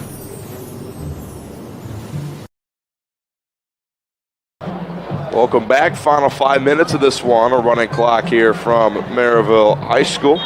Pirates set to kick this one away to Chesterton. Merrillville will end up the regular season at 7-2, a very solid year. Winners of 6 in a row. Kick is away and returned by Gus Wish from the 10. Running outside and out of bounds at the 19. A good job of kick coverage there from Greg Hughes, the free safety. So, Sam, Merrillville has made it to semi-state in 5 of the last 6 years. Yes. But they have yet to come away with a win and get to Indianapolis. Mm-hmm. What does it? They've played a great season. 2 losses to Crown Point and Loyola Academy, 2 very tough teams. Yes. And they were close in both those games. Mm-hmm. What does this team need to do to finally get to Indianapolis and break through that semi-state round? Because we know they have the talent to easily get there again. Easily have the talent to get there. The depth, the coaching, everything is in play for them. The one thing that they have to do is clean up the penalties on offense. Okay, clean up the penalties on offense and execute when they have the opportunity and chance to execute. Similar conversation we had about Crown Point. Is taking care of the things that's right in front of you. They do those things, they'll be just fine. They have everything that you need possible for them to be successful. It's 4 minutes and counting. It was an encroachment on the last play. Chesterton hands this one off to Artie Handley, the 5'5 junior, with his first carry of the game. And a tackle there by Maximus Malo, senior, 6'3", 340. Little guy. I don't think we said a little guy at all tonight. Probably the DBs, but everybody else. Maybe Warren Brown is 5'8", 150. There you go. He's still flying around out there. Yes, he is, playing big. 2nd and 5, 3:30 to go and counting for Chesterton. And Chesterton, they definitely could be a threat to win that sectional. As well. And with the young quarterback that you can bring back for 2 more years. Valpo and LaPorte having down years. It's between them and Michigan City. Yes. Looks like another delay of game for Chesterton. Delay of game. Offense. 5-yard penalty. Remains 2nd down. That's going to be an action-packed sectional, though. That's for sure. Merrillville has to deal with Hammond Morton in the first round of their sectional, and then they will have either Hammond Central or Munster. Some teams they should be able to handle. Most definitely. And then I'm interested to see if Michigan City might have something to say if they make it to that regional. Maybe Chesterton if they get a rematch. It's going to be tough for any of those teams in that second sectional, though. And off again, Hanley, no gain. 2:39 and counting to go. Yeah, everybody seems to be very evenly matched.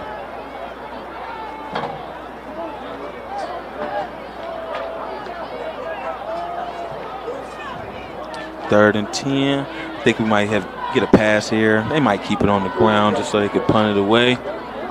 Keep everybody healthy and move on to the next week. Yeah. Move on to the next week. So interestingly enough, for there's 32 6A teams. Okay.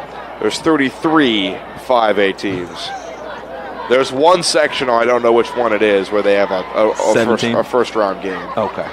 But there's 4 team sectionals. There's 8 4-team sectionals for both of those. Yes. So next week, only the 4A through 1A teams are playing. Yes. So the 5A and 6A teams get a bye before their first round of the playoffs. It's always a plus for them, you know. It's always a plus for them. There's less teams in it, so. Timeout for Chesterton with 2:07 to go. So would that technically be a second-round game? I think it's just one less round of sectionals. Okay. It's still the first. I think the correct term is sectional semifinal. Ah, there you go. And it would be sectional quarterfinal. Gotcha. For the other game. 3rd and 10. 3-by-1 to the right side.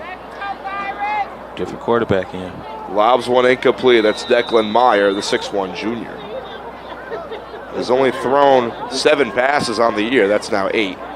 4th and 10, clock moving with 1:53 to go. And it looks like the punting unit will come on for Chesterton.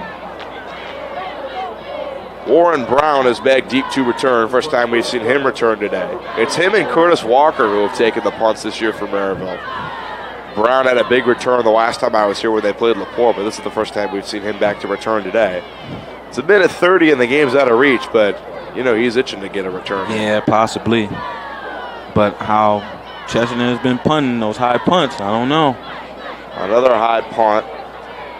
It's off the helmet. It's off the helmet of Derek Cannon, who wasn't looking at the play. Yeah. And Chesterton takes over with 1 minute to go at the 40. Have you ever seen a gunner get hit in the head with a punt? I have. I've seen some crazy things on special teams. This is one of the craziest things. And you know what's funny? We kind of seen that happen earlier, and we didn't know what the call would have been. But we know now if the ball hits somebody in the head on the same team, the opposite team, 50 seconds and counting. We're good. Handoff to Haney. Nowhere to go. 36 seconds and counting for Chesterton. They might run another player. They might just take this one to the end of the game. No point. 30 seconds on the play clock. 23 seconds on Declan Mayer got a call from his sidelines. The Trojans will run one more play with 18 seconds and counting. Good stuff. To go in the game. Mayer looking, throwing, caught, and incomplete. Knocked away.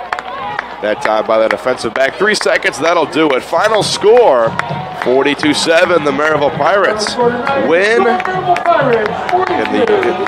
in week 9. They finish the season at 7-2. They have a bye week before they take on their sectional schedule. It's time to name some awards. First of which will be the Carl Company's Lantern Man Superhero of the Game. Yes, sir. Sam, who is it? Said the latter. Oh, Cameron Jordan, running all over the field. He was Sonic and Knuckles tonight. He was just doing his thing. He's definitely the player for me. 200 yards, 3 touchdowns. Carl Companies have offices open from 9 to 7 Monday through Friday and Saturdays till 2 in Highland, Merrillville, and Michigan City. The Boilermakers Local 374 Blue Collar Player of the Game. We have 2 to shout out. 2 defensive linemen for you, Stanley Freeman and Damon Jones. They were working very hard up front for Merrillville. Each of them got a sack and a half in this one. Yeah, they were ferocious, and they were moving around all night long, using their hands and making it very difficult for the Chesterton offense. Earn while you learn with the Boilermakers Local 374 apprenticeship program. And lastly, the Proud Union Home Player of the Game brought to you by Ironworkers Local 395. It's going to be the pick 6, 25 yards from Warren Brown. Back in the first quarter, made this game 14-0 in Merrillville. Never really looked back after that one. To find out how you can become a union ironworker, visit ironworkers395.com. We'd like to thank everyone who helped make this broadcast possible. Our executive producer, Chris Ramirez, our operations manager, Rich Castillo, our coordinating producer, Zach Miller, and our sports director, Mike DeWan. Big thank you to Sam for hopping on color with me, and a special shout out to Riley Doyle doing all the production tonight. Thank you very much, Riley. A special thank you to the coaches. Mark Peterson of Chesterton and Brad Cease of Merrillville. The athletic directors, Jeff Hamstra of Chesterton and Amy Beckman of Merrillville. And for all of you watching on Facebook, YouTube, RegionalSports.com, and the IHSAA Champions Network, Thank you for watching, or listening rather. Take care of yourselves and each other. Sam, any final words? Hey, man, it's been wonderful. It's been great working with you guys. It's going to be beautiful to see what the sectionals are having in the store. Will you be back for sectionals? I would definitely try to, and I would love to be on the broadcast. So I'm just putting it out there, guys. Thank you. Have a great rest of your day, guys. Have a good one. I got to bounce, but I'll see y'all around for sectionals for sure, man. Good luck tomorrow. Big game. Appreciate you.